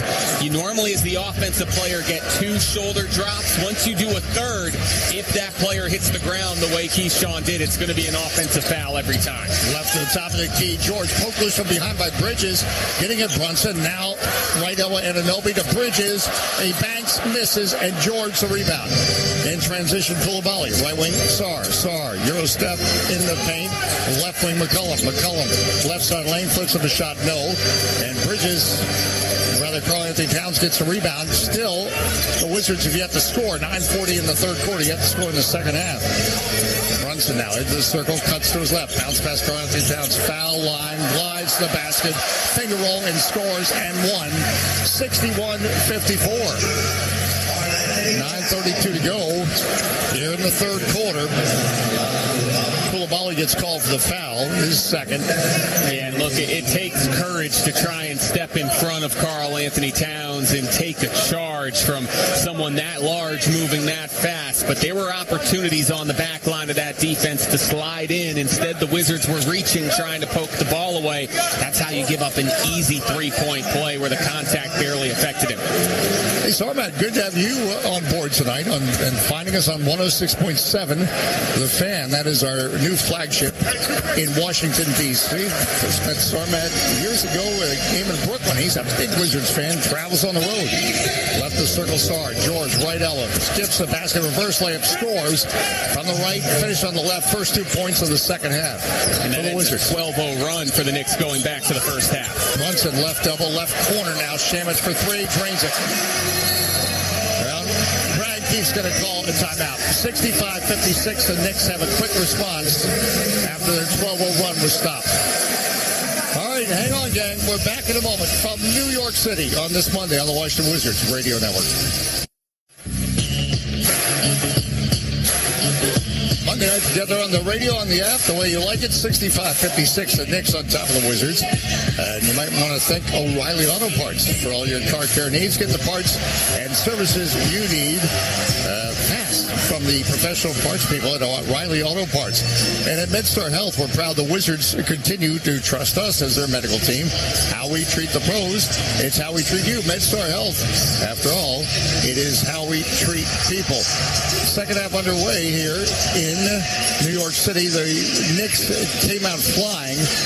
They actually had a 12-0 run going back to last quarter at 65-56. The Wizards have only scored 2 points in this third quarter, so Brian Keith calling a timeout because they need to get going here. Yeah, really since the first 15 minutes or so of this game, Wizards have cooled off significantly. Started 15 of 22 from the floor, 8 of 24 ever since, and have been particularly ice cold from the three-point line, only making 2 of their last 12. This is a Knicks team that's been allowing 39% three-point shooting against near the bottom of the league. So the looks have been there for the Wizards, just not capitalizing enough right now. Still plenty of time to get it going with 21 minutes left. Right now, Alex Sarr has 13 points and 5 rebounds. Karl Anthony Towns, 19 points and 11 rebounds. Now, Ben Raby shares with us about a year ago, November 18th, the first time these two teams met. Alex Sarr was 4 of 12 shooting for 8 points. Karl Anthony Towns had 24 points and 12 rebounds. So it's a much closer matchup tonight between those two. Into the circle, George. McCollum left the circle. Sarr, top of the arc. Hands off Keyshawn George. Probes, left the top of the back to Sarr, top of the arc. Foul line, drives, runner in the lane, no. Follow, no. Second effort, no. Coulibaly had a swat at it. And then Landry Shamet dribbled it on the baseline. So at least Coulibaly and Sarr, they just kept fighting. Yeah, that's great work, hitting the offensive boards from those two. And one of the real first sequences of the night where the Wizards had been getting the better of the glass.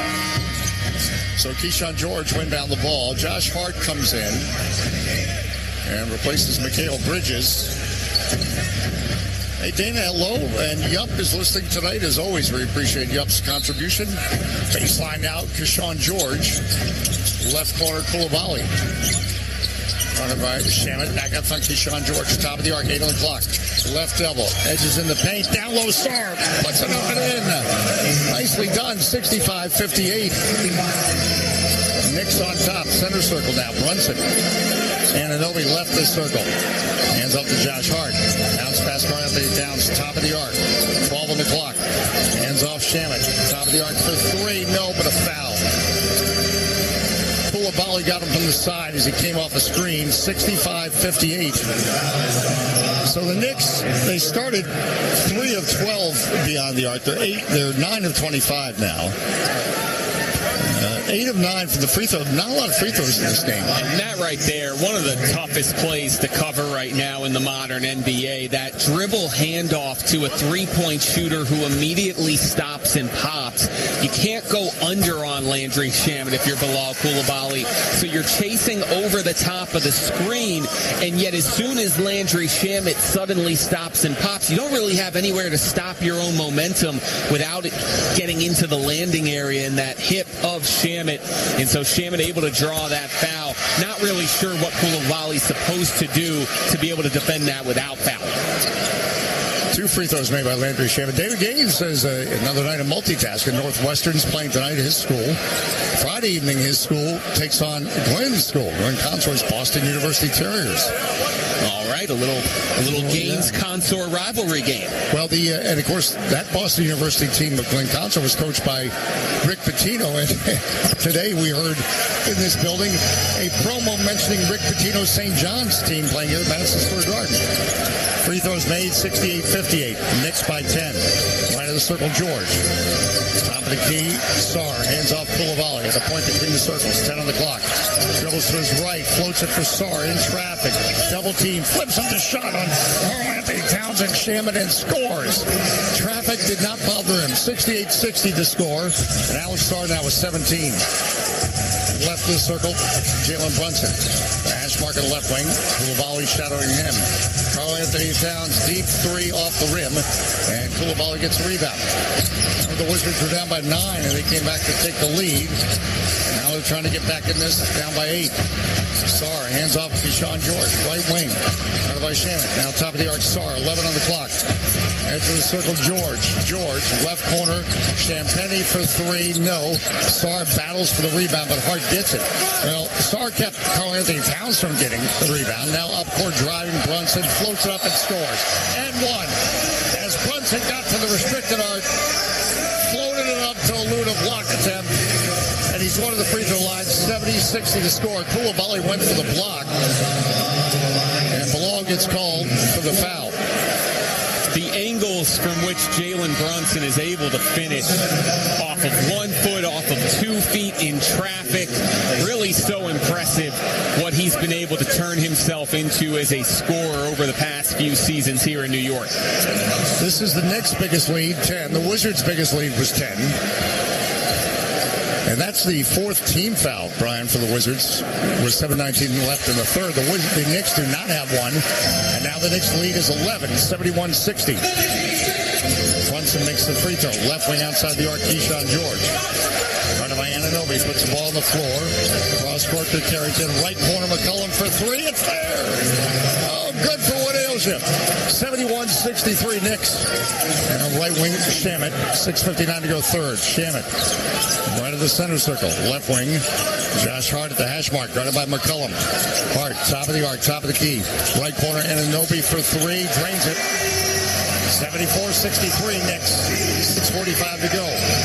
Now Carrington gives the Sar, top of the arc, working right left, driving on Karl-Anthony Towns. Dumps under the basket. Champagny goes reverse, misses, but draws a foul. What a cut by Champagny. As Alex Sarr was well covered, and Champagny gave him a release valve. And just the confidence that the Wizards have right now in Alex Sarr to make the right decision when you give him that ball rolling to the basket around that free throw line area. They call it the short roll. He's doing a great job, whether he's scoring, whether he's dishing. 17 points, 6 assists, really just complete offensive game from Alex Sarr. Yeah, say that number again, 6 assists. I mean, this is why he's just such a special player. Watching him develop his... I mean, we're on triple-double watch right now. Yep, 74-64. Free throw made by Champagny. Both free throws, 74-65. Landry Shamet got called for the foul. All right, gang, what do you think? 6:35 left, third quarter. Brunson guarded in the backcourt by Carrington. Hands off Karl-Anthony Towns. Back to Brunson. Now Karl-Anthony Towns out front. Top of the key. Guarded by Sarr. 11 on the clock. Stops his dribble at the top of the arc. Behind him, Brunson right of the circle. 6 on the clock. Brunson feeds left wing Hart. Ball fake. Driving. Goes reverse. Bank and score.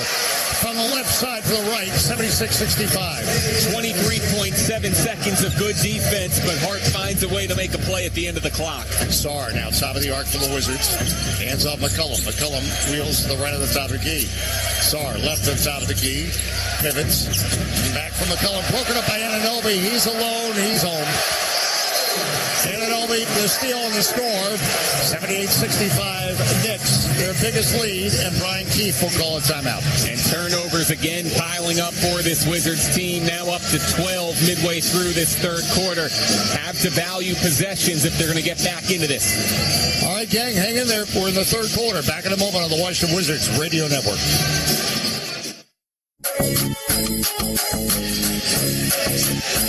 We are brought to you by Capital One, offering checkings and savings accounts with no fees or minimums. What's in your wallet? We certainly hope it's Capital One. 78-65. The Knicks have opened up a 13-point lead with 5:48 to go in the third quarter. Turnovers certainly hurting. 12 turnovers now for the Wizards, led to 10 Knicks points. Interesting, the overall shot total, which was a big disparity, Brian. Right now, the Knicks have taken 59 shots, the Wizards 53, so that's closed a little bit. Yeah, the Wizards have been able to close that gap a little bit. Unfortunately, it's coincided with them going cold from the field and the Knicks, starting to heat up a little bit. And so right now, got to be able to try and figure out ways to get going on the offensive end. Forcing a turnover or two and getting out into transition would certainly help. Knocking down a couple threes would help. Wizards are only 3 of their last 14 from distance. You have a feeling if they'll get back into this game, the three-point line will play a role. Well, and the Knicks have now made 10 three-pointers.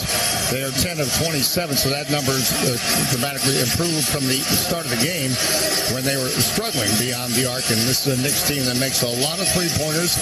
They get a lot of rebounds, offensive rebounds especially. The rebounding battle tonight, that's pretty even. Again, the offensive boards belong to the Knicks, but overall 29-26 in favor of the Knicks. Last time we were here, it was actually preseason. The Knicks, though, resting their starters, and the Wizards enjoyed a win on that night. All right, Wizards ball. Carrington now through the center circle.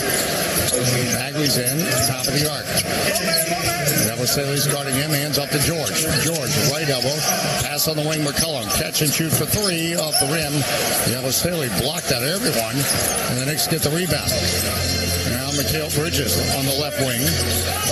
Right of the circle, Brunson, guarded by George. Now McCollum picks him up. Brunson left the circle. Bridges, right wing outside the arc for 3, drains it. 81-65, biggest lead, and now the 11th three-pointer. McCollum comes off a screen, but it's going to be an offensive foul on Bob Carrington. So Carrington, a legal screen. 81-65, 5:09 to go, third quarter. That's got to be, what, the 5th offensive foul on the Wizards today? Maybe 3 of them moving screens? That's lost possessions. That's a turnover. Now right of the circle, Brunson, top of the arc, top of the key, rises, shoots. He's not going to miss that. All right, 83-65. The Knicks taking over. Center circle, Trey Johnson. Johnson off the Bagley screen. Johnson left elbow, gets in the paint. 12-footer short off the rim. Yabusele gets a rebound. 83-65. And the Wizards just not getting second looks. Josh Hart almost lost the ball out of play, but gets it to Yabusele, edge of the circle. Yabusele hands off to Bridges. Bridges on the right wing. On the dribble guarded by George. Yabusele top of the arc, back to Bridges. Right block, gets under the basket. Left corner, Clarkson. His runner in the lane is good. As Clarkson got to the left side of the paint, and the Knicks now lead by 20. Edge of the circle, Champagnie. Right on the top of Bagley. For the Wizards. Just not finding joy in this third quarter. Trey Johnson, a deep 3 out front. They could use it, didn't get it. Josh Hart rebound, whips it up court to Brunson. Brunson goes at Johnson. It's under the basket. Feeds out front, Hart. Top of the arc for 3. Ouch. 88-65. 3:54 to go here, third quarter. Now, Keyshawn George left the circle. Off a Bagley screen. George on the dribble, down to the baseline left, cut off by Bridges. Deep 3, Champagnie in and out. And a rebound, Brunson, 88-65. Knicks are making threes, the Wizards aren't. Brunson on the right wing. Yabusele at the point between the circles, back to Brunson. Madison Square Garden logo, cuts to his right, bounce pass Yabusele, trucks in the lane, gets under the basket. Hart passes out front to Clarkson, another 3. 91-65 Knicks, and this is turning into the Knicks' three-point party. Their 13th three. They're now shooting 43% beyond the arc, and the Wizards have to think it's beyond belief. And this game right now, pretty emblematic of the Wizards' season so far. One bad quarter, seemingly each game where just things totally get away. It's the third quarter tonight, and you talk about the difference in three-point shooting right now. The big difference I'm seeing, the Knicks' threes are coming after the ball touches the paint. Wizards are not touching the paint on offense right now, and so they're more just swinging it side to side and forcing looks from deep. 91-65, Knicks on top. Hang in there, gang. Come on back on the Washington Wizards Radio Network.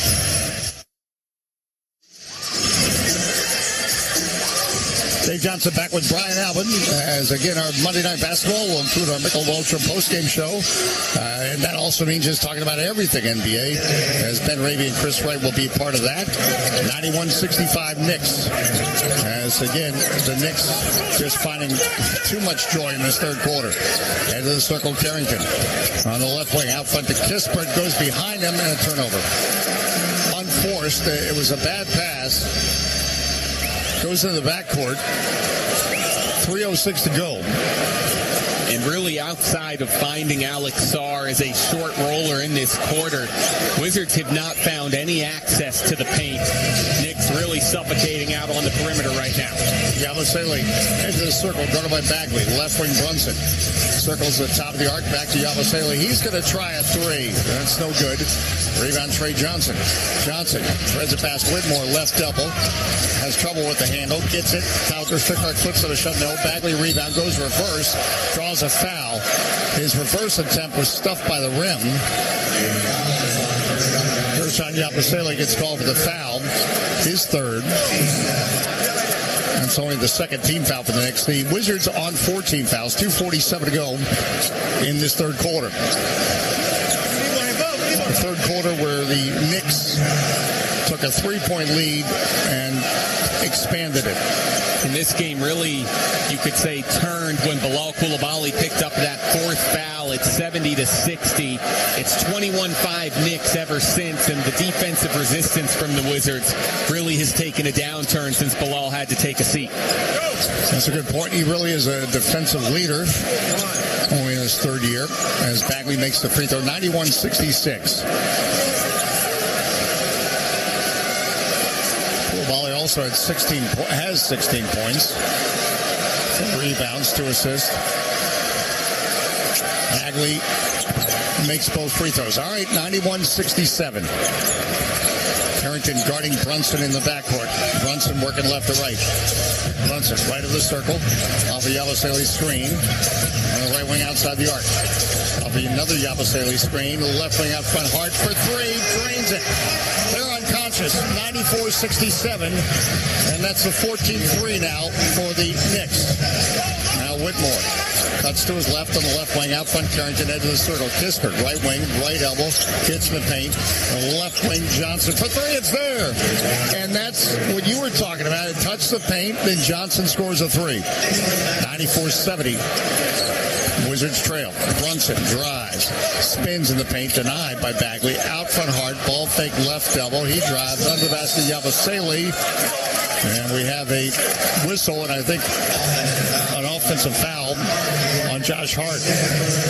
That'll be his second personal, so the Knicks have an offensive foul.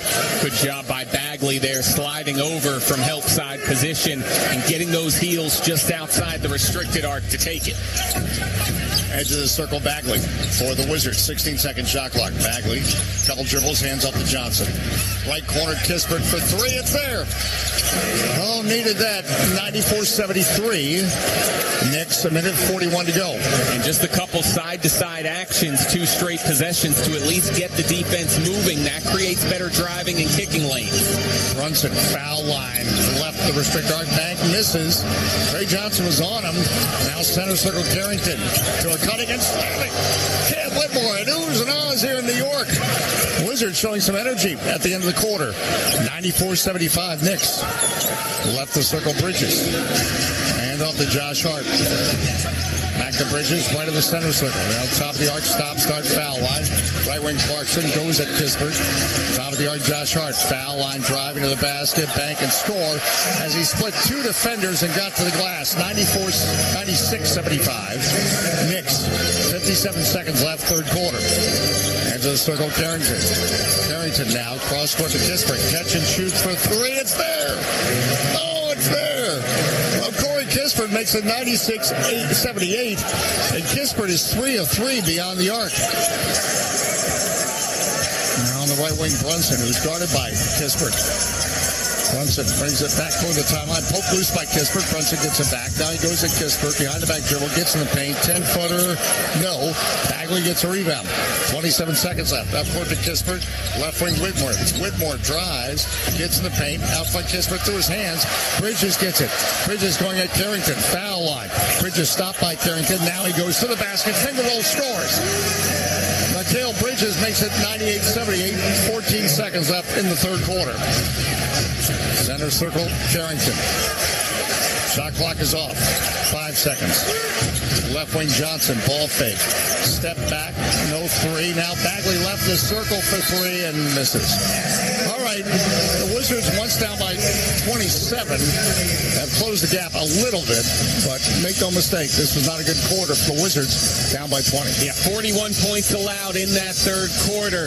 Too many 40-point quarters to start this season from the Wizards defense. Again, it's seemingly just one quarter a game, so now the key for the Wizards is make sure you put the third quarter behind you, lock in on defense in the fourth, see how tight a game you can make it with 5 minutes left. Well, I think about that. The first quarter of the season was a Bucks 41-point quarter, and the Wizards actually outscored them in the final 3 quarters, but all 4 count. Fourth quarter on the way. We hope you stay with us here. Monday Night Basketball get-together on the Washington Wizards Radio Network.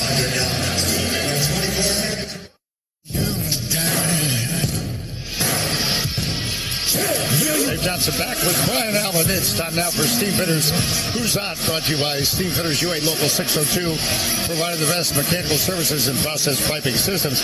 Hey, for the Knicks, we'll point out Karl Anthony Towns, 19 points, 11 rebounds, 5 assists. He's 3 of 6 beyond the arc. And, we're going to give Alex Starr some love here. 17 points, 6 rebounds, and 6 assists on 7 of 13 shooting.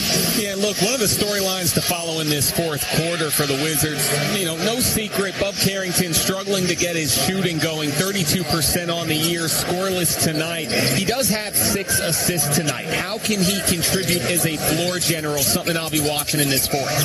Out front Kispert, point between the circles for 3. It's off the back of the iron. Rebound Anunoby. 98-78. Carrington can be money from mid-range, but just not gotten into the flow yet this season. Anunoby, edge of the circle. Clarkson, Madison's guard logo on the right side. Clarkson, one dribble gives the Karl Anthony Towns, top of the the arc. Left double drives on Bagley. Angles into the restrict arc. Missed it. And Bagley defended him without fouling and got the rebound. 98-78 the score. Knicks, Trey Johnson, top of the arc. Right elbow, driving, bank, no. Rebound, Karl-Anthony Towns. Center circle, Clarkson. Wizards get back. Clarkson circles the edge of the circle. Now left block. Gets in the restricted arc. Denied by Bagley. Pass is broken up, but Karl-Anthony Towns gets it out to Clarkson for three. Off the back of the iron, no. Bagley corrals the rebound. Great box out by Bagley, pushing Anunoby back 2 or 3 steps. Whitmore, hash mark right wing for three, misses. As Landry Shamet gets the rebound. 10:44 to go. Right of the circle, Karl-Anthony Towns, and Bagley fouled him. As he went to drive, Bagley was in his face. 10:40 to go, fourth quarter. So now Sarr will come in, and Coulibaly will come in, and Whitmore and Bagley will go out. 98-78 the score. Bringing back the French connection, which have combined for 32 points tonight. Going to need Sarr and Coulibaly to keep it going in the fourth. Karl-Anthony Towns, top of the arc. Alex Sarr guarding him. 14 on the clock. Feeds down low, Anunoby. Poked loose by Carrington. Goes out of play. 8-second shot clock. Knicks ball on the sideline. And good work by Carrington, pushing Anunoby off the block before the entry pass was made, so he wasn't buried under the basket. That allowed him to play a little bit feistier in that extended mid-post, and good deflection out of bounds. Right corner, Shamet inbound the ball on the sideline. Pass to Anunoby under the basket. Bank misses Sarr the rebound. As Anunoby got free, actually knocked down Coulibaly, but missed the layup. Right of the circle, Johnson whips the pass. It's broken up by Karl-Anthony Towns. It was intended for Carrington in the corner. Left wing, Anunoby for three. Off the back of the iron, no. Coulibaly is able to secure the rebound. 10-10 to go, fourth quarter. Bilal gives down to Trey Johnson, right of the circle. Carrington left the circle. Carrington on the dribble, left wing outside the arc. Now, Kispert on the wing, in the lane, flips up the shot, no and one, but he forces the contact and draws the foul. Karl-Anthony Towns will get called for that foul, and Kispert goes to the line to shoot two. Yeah, and after a possession or two where I felt like the Wizards hadn't done the best job of recognizing that Corey Kispert's red hot right now. When he's in for short bursts and hot, you got to get him the looks. Bub Carrington, as that possession started to slow down, just swung in an extra pass. Even though Kispert didn't have space, let him make a play. He's better getting downhill off the dribble now. You got to keep him hot while he's hot. That's the fourth foul for Karl-Anthony Towns. Kispert makes both free throws. 98-80. Kispert 14 off the bench, including 3 of 4 beyond the arc. Right of the circle, McBride for the Knicks. Working left to right. Karl-Anthony Towns, foul line, drives in the paint as Coulibaly stepped in front of him. And a foul called. But it's going to be Carrington who gets called for the foul from the side. It'll be the fifth. Yeah, and he was holding him the whole way. He was fighting as best he could. Be side out. It's the second team foul on the Wizards. McBride into Shamet on the left wing. Shamet, top of the arc. Right at the top of the key. Karl-Anthony Towns, top of the arc for three off the rim. Coulibaly the rebound. Pushing the pace. Center circle. Right elbow driving. And a foul as he was driving to the basket. So, forcing the action. I love when Bilal Coulibaly grabs a rebound, turns, and goes. Because more often than not, he's the best athlete on the floor. When you're the best athlete on the floor, what's the best way for you to get yourself going? Open floor, run in transition. It's the second team foul for the Knicks. It was on OG Anunoby. It's side out for the Wizards. 9:35 to go. Fourth quarter, 98-80 Knicks. And the Wizards made a comeback. Lob into the lane was broken up. And center circle, Shamet gets it. Shamet, top of the arc, Clarkson, open for three. That's trouble. In and out, though. Karl-Anthony Towns, rebound, bank, and score. One motion, 2 points, 180 Knicks, back by 20. Left wing Kispert, left corner Johnson for three. It's there. A lightning fast answer, 183 Knicks. And that's playing with pace the way Brian Keith wants it. Even after a make, get the ball up the court before the defense is recovered. Shamet left double rises, drills it. 102-83 Knicks, 9:01 to go, fourth quarter. Now Hash mark on the right wing. Koulibaly, Kispert edge of the circle. Sarr, left elbow. Pirouettes on Towns. Flips up the shot and scores from 10 feet. Wow, Alex Sarr finds a way against the Big Cat, 102-85. Sarr tonight, 19 points. Right elbow, Karl-Anthony Towns to the basket. Bank, no, but a foul. Now, you have Alex Sarr on the side, but it could be a blocking foul. Going to be Carrington for being 2 feet inside the restricted arc, trying to take that charge. 102-85. It'll be the third team foul. Because he was in position and he was set, but you have to be outside that restricted arc to be able to get that call. That's a little consolation as you take a Karl-Anthony Towns charge. Man, you're going to feel that. Hey, Trevor has been multitasking. Lots tonight, Monday Night Football, college basketball, and hey, Jonathan Steele, this is what the Wizards journey is about. Hanging with us on what's now turned into a tough night. But again, the first half, 57-54. Knicks only had a 3-point lead. The Wizards at 1 point led by 10 in this game. So 103-85. Karl-Anthony Towns making the free throw.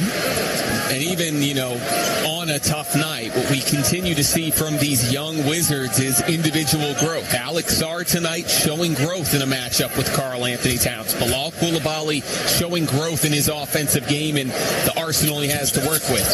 Second free throw missed. Koulibaly gets a rebound. 103-85. Again, Koulibaly 15 points and 6 rebounds. Edge of the circle, Johnson right at the top of the key. Sarr for the Wizards. Sarr on the dribble out front, gives it to Keshawn George. George left wing outside the arc. The three, it's there. Oh, Keshawn George makes it 103-88. This Wizards team is going to fight. He said, don't leave me out of the young players who are improving on a night-to-night basis. Yeah, he's averaging 18 on the season. He's got 12 now. Now Karl-Anthony Towns drives around, started. Oh, slam right now.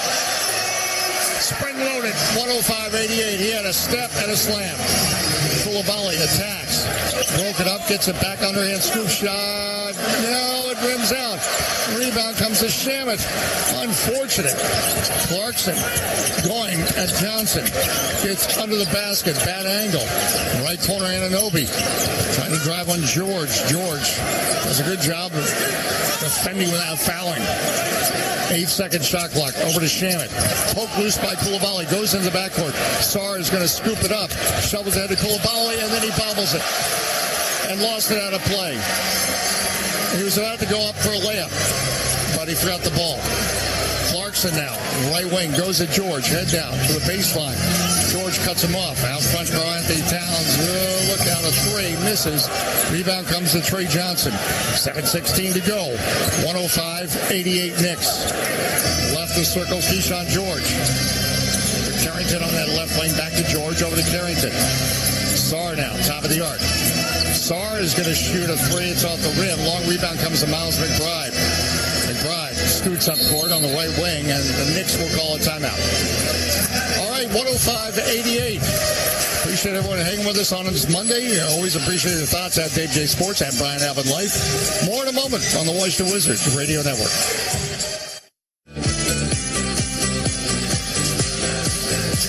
Johnson back with Brian Alvin, 6:57 to go, fourth quarter. Hey, we don't want you to be on the defense against cancer. You can visit medstarhealth.org/prevent cancer to learn more and understand your cancer risk. A simple screening is a life-saving choice. MedStar Health, after all, is how we treat people. Our Ticketmaster next home game. Actually, we got a pair coming up. We have an NBA Emirates Cup game coming up Friday against Cleveland Cavaliers at Capital One Arena. Then the Dallas Mavericks on Saturday. And no doubt they'll be looking to avenge the one win the Wizards have this season. Memorable night in Dallas when Keshawn George had 34 points. Tonight, the Knicks lead 105-88. They took over this game, outscoring the Wizards 41-24 in the third quarter. The Knicks that made 14 three-pointers. They're shooting 48%. Brian, the Wizards are shooting essentially 48%, 47%. Yeah. And there's some positive numbers here, but allowing 16 points off turnovers is certainly one part of the story. Both teams, Wizards just They've made 33 field goals to the Knicks 39. Yeah, I mean, not to beat a dead horse, but we've been harping on it all night. It's right now 7 more turnovers by the Wizards than the Knicks, 4 more offensive rebounds by the Knicks than the Wizards. That equals 11 extra possessions. You make 6 out of 11 on those extra 11. That's how you get to basically a 17-point margin. And so that's really been the story of this game, on top of the third quarter that went wrong. You take away that third quarter, this game is tied. This game is tied. And again, the Knicks, it's a 17-point lead they have now. They did build a 27-point lead at one point. The Wizards' biggest lead was 10. Brunson, right sideline, inbound the ball for the Knicks. To Bridges, the logo, hands off. To Brunson, left the circle, left wing outside the arc. Hart has a look from 3 off the rim. Came off hard. Carrington had the rebound. Ricochets to Riley. Carrington had trouble bringing that in. Riley driving downhill to the right block. Now feeds Sarr, and the restrictor arc broken up by Anunoby, and coming up with it Hart. Spins off Carrington. On the left corner, Bridges. Back up from Karl-Anthony Towns. Drives on Sarr. Bank and score. Eluding the Sarr block attempt, 107-88. Now, Sarr prevented him from dunking. That's well defended. Yeah. That's just a, all-star finish from an all-star player. Now, Carrington on the right wing, back from George. Top of the arc, Coulibaly, right elbow. Euro step in the paint, flips up the shot, no rebound, Anunoby. 107-88, Knicks. Now left elbow, Brunson driving the basket, goes reverse, misses. Will Riley the rebound. Now George, right of the center circle. Sarr, foul line, spins off Hart, finds left corner. Coulibaly for 3 off the rim. Sarr tips the rebound, but Bridges gets it. 5:50 to go in the fourth.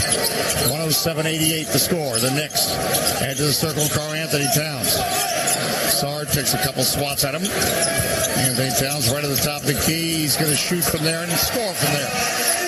109-88. As Karl-Anthony Towns' resume now is up to 28 points. Now right wing, Coulibaly shut up on the baseline by Bridges. Out front, George. Top of the arc, Alex Sarr off the rim. No, and a rebound, Josh Hart. 109-88, 5:18 to go, fourth quarter. Karl-Anthony Towns drives on Sarr, angles into the restricted arc, denied by Sarr. And then it goes out of play. It's going to be Wizards ball. Karl-Anthony Towns got inside Sarr, but Sarr with the denial. 109-88. As Sarr knocked it out, it looked like it actually then went off Carrington, but we won't say anything.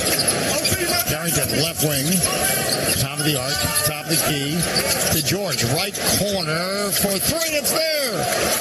Oh, leaning to his right, shooting to his left, 109-91, and his point total's up to 15. So tough to hit that shot from that angle, because you got to avoid the corner of the backboard, and George able to do it. 4:38 to go, fourth quarter. Hart, right of the center circle. Followed by Riley, right wing Bridges, attacks Carrington to the baseline, shoots a 15-footer, misses. Sarr the rebound. Up court to Sean George.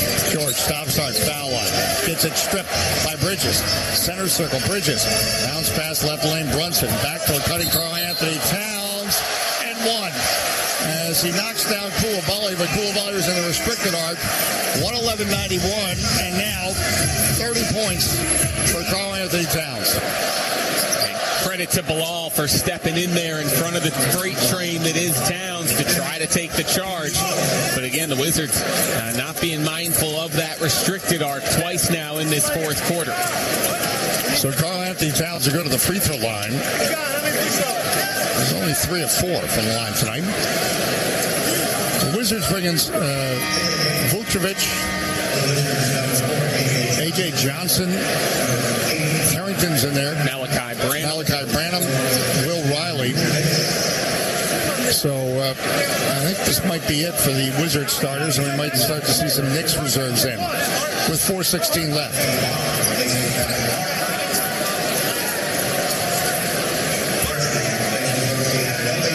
In fact, Mohamed Diawara is in.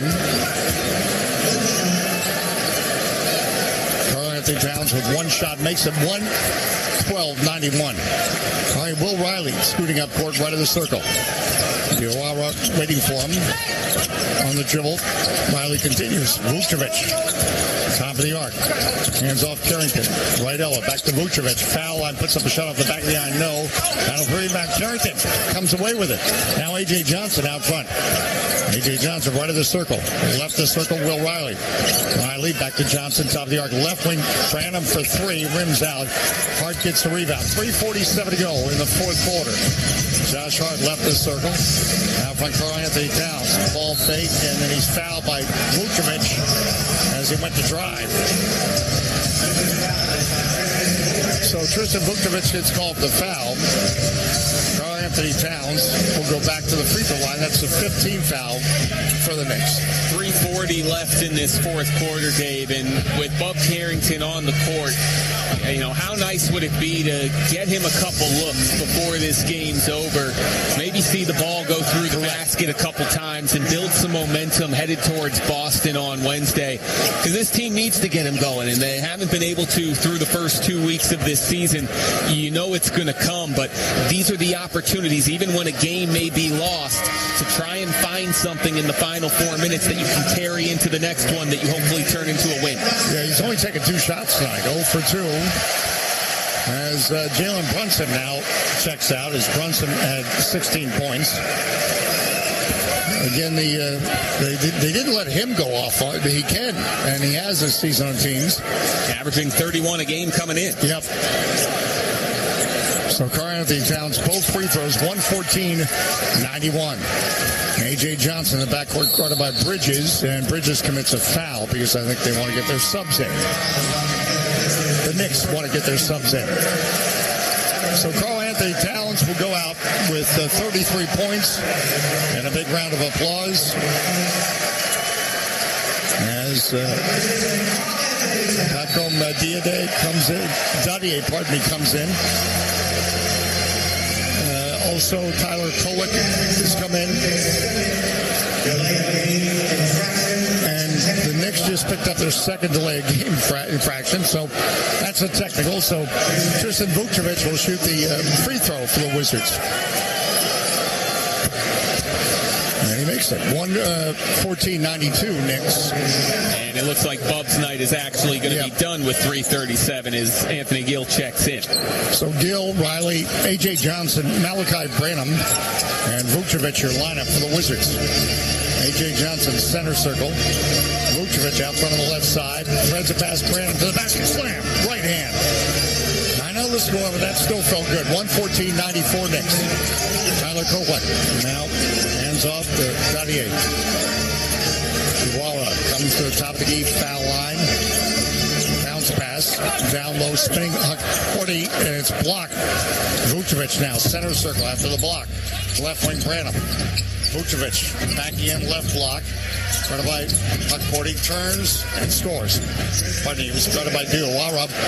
And Vucevic, nice turnaround baseline, 114-96 Knicks. And the one-footed fall away in the mid-range, almost Dirk-like. Diawara, Huck 40, stolen by Vucevic. Vucevic running the floor, elbow to the basket, and then Mohamed Diawara commits a foul. So good defensive energy from Tristan Vucevic. 114-96 the score. We have a timeout. All right, we're coming back. I think the Knicks are about to go above 500 on the Washington Wizards Radio Network.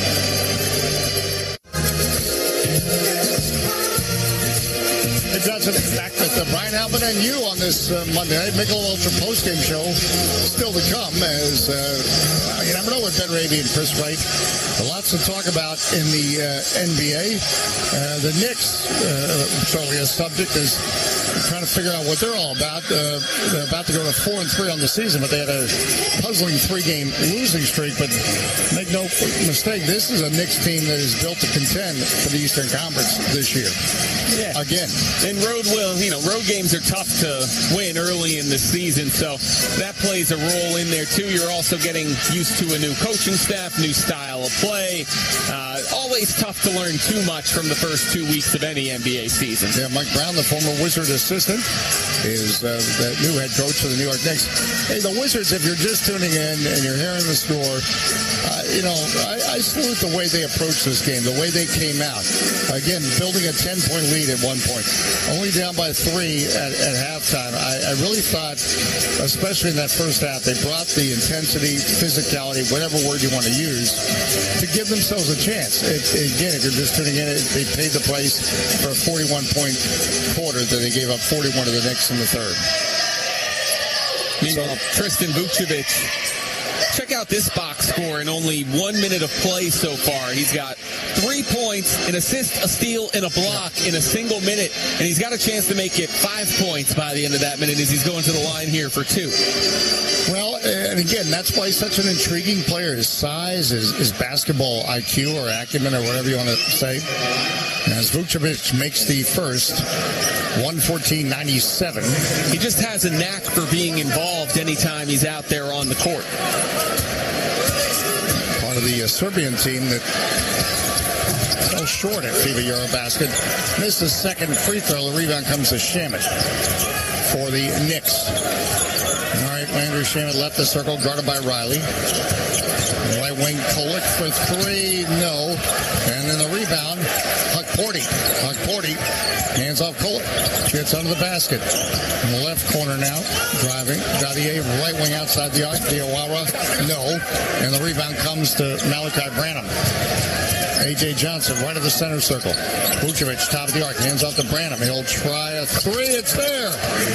Well done, Malachi. 114-100. Hey, you did your chance. 2:10 left in the fourth. Tyler Kolek. Left wing guarded by Johnson. Probes, gets in the paint. Johnson guards well. Right wing now, Shamet. Landry Shamet puts the ball on the floor, goes at Branham, gets in lane, puts up a shot, no. Battle for the rebound, Huck Porty comes up with it. Throws out front, Kolek. Now to Shamet, open 3, left wing, no. Good box out by Anthony Gill. 114-100, Will Riley, top of the arc. Foul line to Gill. Left elbow, Euro step gets in the paint, banks and scores a layup, slicing through all kinds of Knicks traffic. Turn that bucket, 114-100. Ariel Huck Porty, top of the arc. Right by Vukcevic. Diawara now, left elbow. As he drives, he was fouled by Vukcevic. 114-102. 124. The final score, though, is at least going to look a little bit better after being down by 27.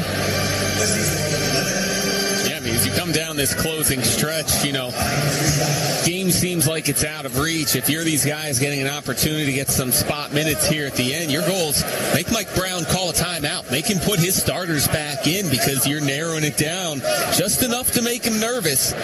Still possible with being down 12, 84 seconds to go. Crazier things have happened. Vukcevic, to your point, as Diawara misses both free throws, missed them badly too. 114-102. And let's get a quick 3. We'll see. Make somebody squirm. Branham left elbow drive into the basket and a foul by Huck Porty. Stops the clock. Yeah, stops the clock. The point you were making about Vukcevic, again, he's played 3 minutes. He's had 4 points, 2 assists, and 2 personal fouls. So he's not bored out there. He's always involved in something. As 1 steal, too. And a block. So, talk about taking advantage of 180 seconds. Branham to shoot 2. Misses the first off the back of the iron. 114-102, Knicks. Another one coming from Malachi Branham. Earned his spot in training camp. Missed both free throws. Ariel Huck Porty the rebound. Shamet left the center circle, guarded by Riley. Off a Huck-Cordy screen. Shamet back to Kolek, center circle. Diawara at the hash mark right wing. Feeds now Kolek, left elbow driving. Down to the baseline, cut off by Johnson. Passing lane is broken up, but then Huck-Cordy gets it, dumps to Kolek, and he floats it up in the restricted arc and scores. So Luda block attempt, 116-102. Will Riley, now A.J. Johnson on the left wing. A.J. foul line, Euro step in the paint, puts up the shot, no, as he got to the restricted arc, and Huck-Cordy gets a rebound with 37 seconds left. Diawara now, hash mark right wing, 116-102. Knicks, Mohamed Diawara, left wing, Shamet for three, why not? 119-102, another three-pointer for the Knicks, their 15th. 25 seconds left. Branham for the Wizards. Vucevic, top of the arc for three, no.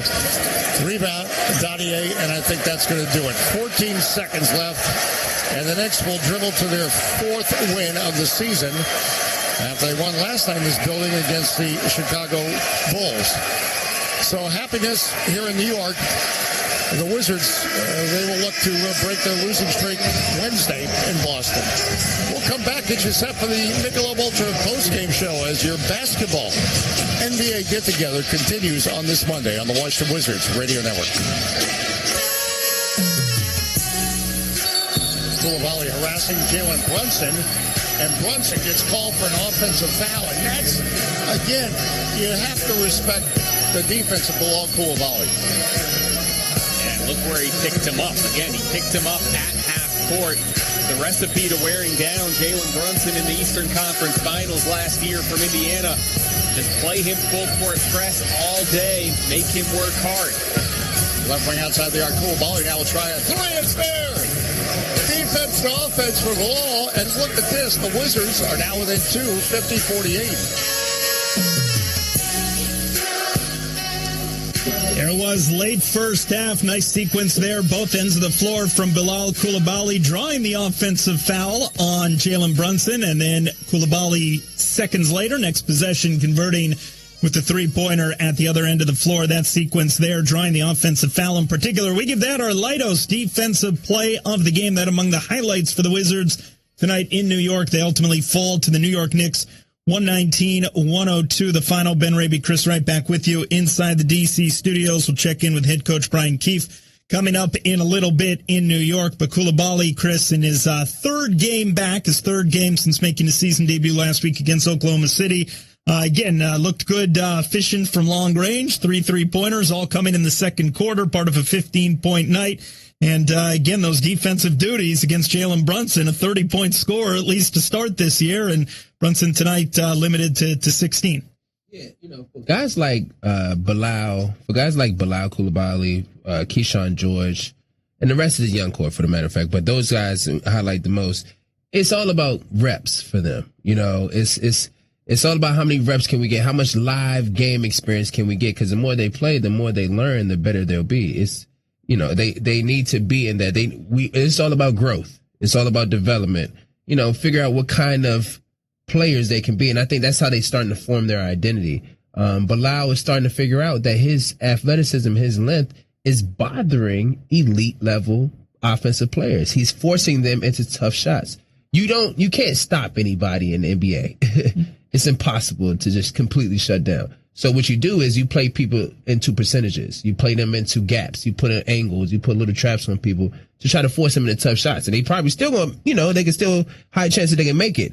But let's play the percentages. See if we force him here, maybe he's instead of a 38% shooter, it forces him to 32% or 27, 29%. And I think that's what some of these guys are figuring out, especially Keyshawn George. You're seeing him on the offensive end coming off pick and rolls and using his pace and his size and athleticism to probe in the paint, step back, use his shoulders. So it's certain things and nuances of the game that you can't learn unless you're out there or you have experience. So you have veterans like a Chris Middleton or CJ McCollum. So, one thing more, and I just want to keep building on the fact that the identity of these guys and their IQ grows in games like this because they're getting experience on the road against a elite level team that's playing at a high level that's also trying to find their balance and their pace. So I really like what I see out of the Wizards, even though the scores may not reflect it. We may have some lapses because we're a young team, which is normal. But overall, the intensity and just the passion to want to try to do things right is what I'm really liking about this team. Final thought on the Knicks before we look ahead to the Boston Celtics coming up on Wednesday night. Mike Brown leading the way there. Caught some folks by surprise last spring when Tom Thibodeau was given his exit papers after leading the Knicks to new ground, back to the Eastern Conference Final a year ago. Not sure if you could tell just yet, but sort of the changes that Mike Brown might make in New York is, again, they look to take the next step and return to the NBA Finals and potentially, win. This actually was a low-scoring game for the Knicks. 119 points. They shot 36%, 47 from the field. Karl-Anthony Towns had a big night, but, Jalen Brunson didn't have a big scoring night. OG Anunoby didn't really have a high scoring night. So they played kind of a different style of game. It looked like an old New York Knicks basketball game today. A little rough and tugging. Yep. You got Karl-Anthony Towns playing in the post, backing down guys, reverse dunking and everything. So it was a nice kind of old school Eastern Conference basketball game. The Knicks have a lot of momentum, man. They're still trying to figure out how they're going to come off the bench with Hart and Clarkson and Yabusele fixing the mode. But I think Mike Brown does a good job, one, of understanding chemistry offensively. I think the biggest thing for them is how they're going to shell defensively with their rotations and how they can keep Big Cat out of foul trouble because he's so dominant. He's so good. He's so gifted going left, going right, shooting. He has so many times he could pass the ball. The Knicks, and I said this when he first got there, are only going to be as good as how much they feed Karl-Anthony Towns. Jalen Brunson is a superstar, but it's hard to be a 6'1" guard and win it, especially in this NBA where guys are Karl-Anthony Towns size guarding you. So it was impossible for me Allen Iverson couldn't do it. Some of the great small guys in the game couldn't do it by themselves. So I hope Jalen Brunson, I think he does. I think he recognizes this in terms of how the game's because he's highly intelligent and in terms of basketball IQ, that the factor of Karl-Anthony Towns and making sure that he's active and involved in almost every possession, whether it's a pass or scoring or something, he's getting some type of touch, then, the Knicks have a high ceiling. They can be at the top of the East. I'm not going to say that because I'm not a Knicks fan. Now, we'll never be a Knicks fan. Objectively speaking, they were a fun watch last spring. They were. When it's jumping at the Garden, they were a fun watch last spring. The Knicks, man. It's one of those situations, one of those franchises and arenas that is historic. I have some of my fondest memories playing in the Madison Square Garden. So I really understand what the Garden's about, but hey, man, I think they could be a top 3 team between them, Cleveland, and the Orlando Magic.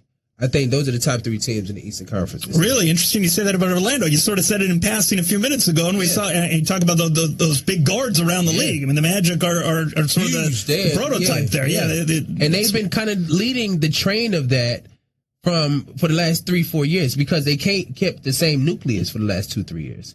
So I think this team, if they can stay healthy, health is always a major factor with any team. They can stay healthy.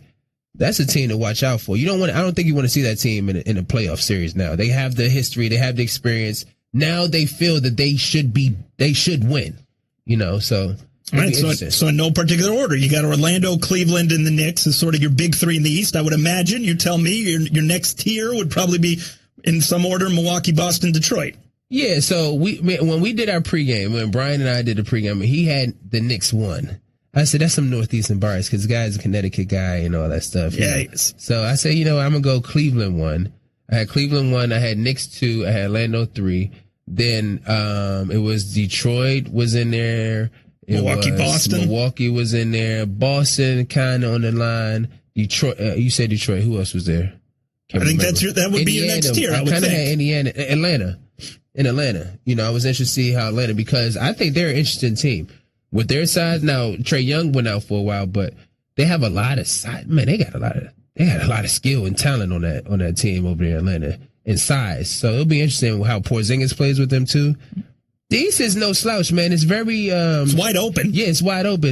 It's competitive throughout, top to bottom. It's wide open. All right. So talking about the Boston Celtics, we see them on Wednesday night. We will preview that matchup. A team that is certainly 3-point happy. Talk about their identity. It's always been a part of them over these past few years. No Jason Tatum, of course, but we'll look ahead to Wednesday night and check in with head coach Brian Keefe as well. Wizards fall tonight in New York, 119-102 the final. You're listening to the Wizards Radio Network. Washington Wizards basketball. Wizards Radio, 24/7. Thanks for dropping into Wizards Radio 24/7. The 2025-2026 campaign pretty much underway. Training camp getting started at Care First Arena, and on September 24th, 2025, Wizards general manager Will Dawkins sat down with the media to open up the season. Here is his full press conference. I always do want to start and say thank you guys for the coverage that you provide throughout the year. I think it's always important to make sure we show gratification for the work that you guys do, how often you guys are on the road and away from families, but more specifically, how you guys get to know our players intimately and tell their stories as people. There's not a lot of true journalists out there right now who do that and take the time, so I definitely want to thank you all in this room for doing that. Our guys feel that and they appreciate that. Today, I'll share a few focuses of ours going into the upcoming season. Probably give you an update on player health, as I'm sure that's a topic you guys want me to touch on. But I'll be here. I'll answer any questions you guys have. But first, I think it's important for me to speak to our fans, address them, and really just shine some light, because they are our energy drivers. And for us, I've tried to spend as much time as I can getting to know our fan base. And a few things are very, very clear. Our fans, they're loyal. Our fans, they're passionate. They are knowledgeable, and they are fully committed. And their support matters. And I feel it. Our players feel it. The coaching staff feels it. All of us. We really, really do. I just want the fans to know that your commitment does not go unnoticed. Keep standing in there with us. Our group put a ton of work in this offseason, and they did so with you all in mind. And I think that connection with this city, the whole DMV area, the fan base, this team, it's just real. And I want to make sure that we keep building on that, and our players are intentional in making sure that happens this year. Now, at the same time, we're definitely realist. We know that we have a lot more work to do. We got a lot of ground to cover as an organization, but I feel like we're heading in the right direction. But know that we embrace that challenge every single day. We have the same mindset, everybody, when they walk into the building. What can we do today to take another step forward towards achieving our goals? And that's the mindset that from staff, players, everyone has. We do know that we're rebuilding under Michael Winger's leadership. Our front office is a little over 2 years here now. We have a very clear vision for where we're going. And we've developed a plan to get there. Know that. Also know that rebuilding, it isn't easy, nor is it linear. I know you guys have heard me use those words before. We know it's not just hard on the players going through it, but it's hard on you guys as fans too. But I want you to know that you guys can trust that we're laying a foundation here that will make us more sustainable. It'll make us more flexible and more consistent over time. And that's the goal. And we're committed to that. We will not skip steps. We will not take shortcuts. It truly is about creating something that you all can be proud of and something that can last. So, know we're doing some heavy lifting behind the scenes, more on our infrastructure and ways that we can create lasting and meaningful change. But though the path, I would say, is probably challenging, based on where we started, we feel like it's the right thing for us to do. And again, we're fully dedicated to seeing this plan through. So with that, looking ahead to the season, I tell the fans we're excited to continue to learn about our coaches, our players, us as an organization. I tell the fans that stay with us as we all appreciate and go through the highs and the lows and go through the growth moments in between. Keep bringing the energy that you guys bring. Keep pushing us forward as we rebuild this thing together. With that, I'll do my best to turn my journalism hat back on from my college days and try to get in front of the questions that I anticipate you guys will be asking. Save everybody a little time here. For me, I enjoy the off season. It's when we get to do a little bit more of the work behind the scenes and develop as an organization and a staff, and really do some time to do some deep cognitive thinking and where you want to go. I thought it was a busy off season, but a productive one for sure. It started with the reimagining of Capital One Arena, literally like right after the season. I do want to thank Ted for leading the charge and supporting us and making things here first class for our players, for their families. I think we did some renovations here at MHBC, but what you guys will see when you go down to Capital One Arena, I walked the spaces yesterday. It is tremendous. Obviously, we got a little bit more work to do, but what it's going to allow for our staff, for our players, their families, obviously, it's a huge upgrade for us, but functionally we'll be able to do more work and do better work. And then I walked the spaces of the visitors' locker room, the media space, the referee, like everything is first class, high level. You guys will experience that moving forward. And I think that was a part of the reimagination, not just for us, but for everyone that walks into Capital One Arena. Big shout out to Jordan and Darius and their teams for the time that they're putting in. Everybody that's working and doing double, triple shifts and make sure we get it done on time. Not an easy task to do in the off season, but it's tremendous, and I can't wait for our fans to feel that. I think it's a couple years away from you guys feeling it as much as we will, as we're doing it 2 more summers. But the reimagination is going to be awesome, and thanks to everyone involved on that. I would say roster-wise, we're still in the early phases of the rebuild, and I think this offseason we decided to lean into the youth movement even more, if you could. I'd say going into training camp, we do not have the same level of experience or established players as we've had in the previous ones, which is fine. We do, however, have depth. And I know we like the unpredictability and the competition that we think it's going to breed. So for us, we view the upcoming season as a season of opportunity. And I've talked to the players about that, the staff about that.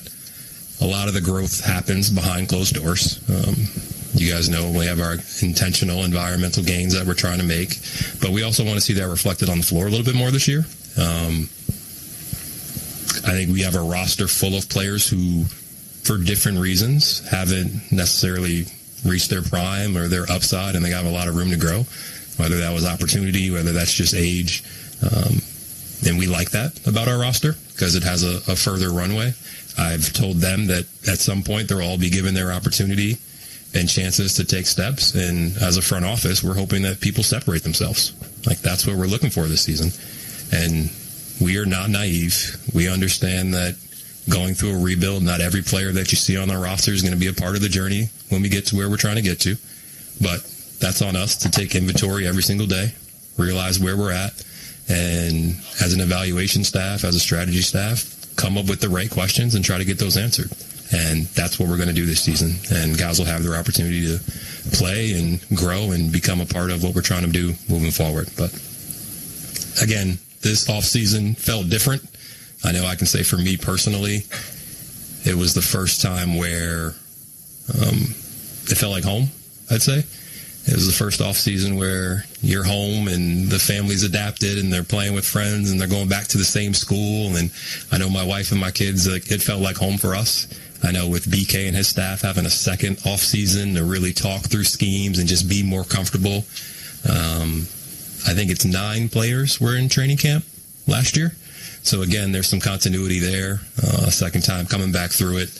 That it just helps with communication, style of play, and everything that you're trying to do. I just think we're further ahead coming into this training camp in those specific areas. And then obviously when you have the veterans that we have, that we're fortunate to have, guys like CJ, Chris, Corey, Marvin, and Anthony Gill, those guys are huge in bridging the gap in experience, but also the lessons and the competitiveness on the court. So we're lucky to have those guys. I think the kind of leadership that they bring can really help foster the growth that we're looking for. So I know I like the fact that we're the 3rd youngest team in the NBA going into the season. We'll see how that is at the end of the season, but I like the fact that we're the 3rd youngest team going into the NBA who had a decent amount of turnover in the offseason, but when you look at it, we're still returning 72% of our minutes post All-Star break. So that's above league average. And for me, the two go hand in hand. The opportunity that is ahead is enhanced by the continuity that we have. And that's rare for such a young team, and we're going to embrace that this season. In the offseason, as a front office, you're always trying to find ways to win the margins, whether that's winning the margins in staffing, whether that's winning the margins in strategy, roster management. I think we did a tremendous job winning the margins in facilities and improvements and things of that nature. Those things were goals of ours, and they're always key, but understand that the lifeblood of everything that we do in the summer, in the offseason, is player growth and player development. And I was really impressed with the approach of our players and our staff this summer. I felt like they really didn't leave. So most of the guys went away for 3 weeks and were back in May and only really left for vacation or go play with their national teams. Like, that dedication, the same room that I addressed them with when they got back here, I challenged them. They have 170 days to maximize themselves and how they're going to do it. And to a man, I can say they embraced that. They accepted that. The jump season was intense. We call it jump season, not the off season, because we anticipate our players taking jumps. And they really did, both physically and mentally. A lot of them changing the composition of their body. Some naturally, some are still growing, just tall, getting taller. But also just body mass and the proper weight that you're supposed to be adding. A lot of guys were intentional in that. I joked with them that they turned MHPC, or practice facility, and Care First Arena into a 24-hour fitness this year. These guys were in the morning, back at night. The Mystics had a very fun run, and I love being in the building with them. So when the Mystics were practicing MHPC, we set up the court over here, set up weight rooms so that we didn't miss a step. So again, thank you to everybody that would put it up on a non-game day, put it right back down. Like, it's a big supportive group that supports our players and everything that went into their jump season. So thanks for all that were involved in that. With us having as many guys play Eurobasket and AmeriCup, it was important for us to not necessarily go out to LA or Miami like we did last year. Guys were here. They stayed here and they maximized that. I thought our veterans crushed Vegas, showing up in big numbers. We travel on the road pretty well, and we bring our own court, we bring our own setup, have a Wizards whole hub up there, and everyone showed up and showed out. So that was fun. And again, they've all been here since the beginning of September, aside from the guys that were playing internationally, but they returned soon right after. So that was great. Our guys have bonded. They've been around. I told them the work and the confidence shows up in the dark when people aren't watching, and they took advantage of that. The best part about them coming back in September is obviously they don't have to be here. They wanted to be here. And not just on the court, they were in the community. These guys were going, handing out backpacks, school drives, 9/11, going to spend time with the fire department and the police department, just giving back to the community service members. And that's on their own accord, because that's who they are. That's who we are. And I thank them for that. They didn't have to do that. That's just what we do, and that's what we'll continue to do. So, again, our guys have been here. They embrace the city. I think this bond with our fan base is only going to continue to grow, and I'm excited for where we're at. You guys like to often ask me about expectations, so I don't want to skip over that question. I'll try to answer it ahead of time here. I'll answer it by saying the things that I'm personally looking for this season. I want us to be a more connected team, a more resilient group, and a more confident group. And I think that can show up in a lot of different ways. And as a team, when we got together and talked about what we want to be known at for the season, a lot of those things came up. I would say with us having a more dense roster, but less heavy or veteran-dependent group, I expect to see a lot more competition at camp. I want guys to have energy. I want guys to get after it and really compete, try to go earn some minutes and take some people's minutes ahead of them, even if there is a hierarchy right now, which I'm not sure there is. But I also expect that throughout the season during practices. We have the bodies, we have the depth, we have the youth to really get better and practice hard this season. So I challenge them on that. That's my expectation. Again, we'll invest in the young players. We'll probably set some more records in terms of lineups and age, and that's okay. We got to meet everybody where we're at right now. But with that opportunity and that availability, I'd like to see players, like I said, take a step and separate themselves. So I anticipate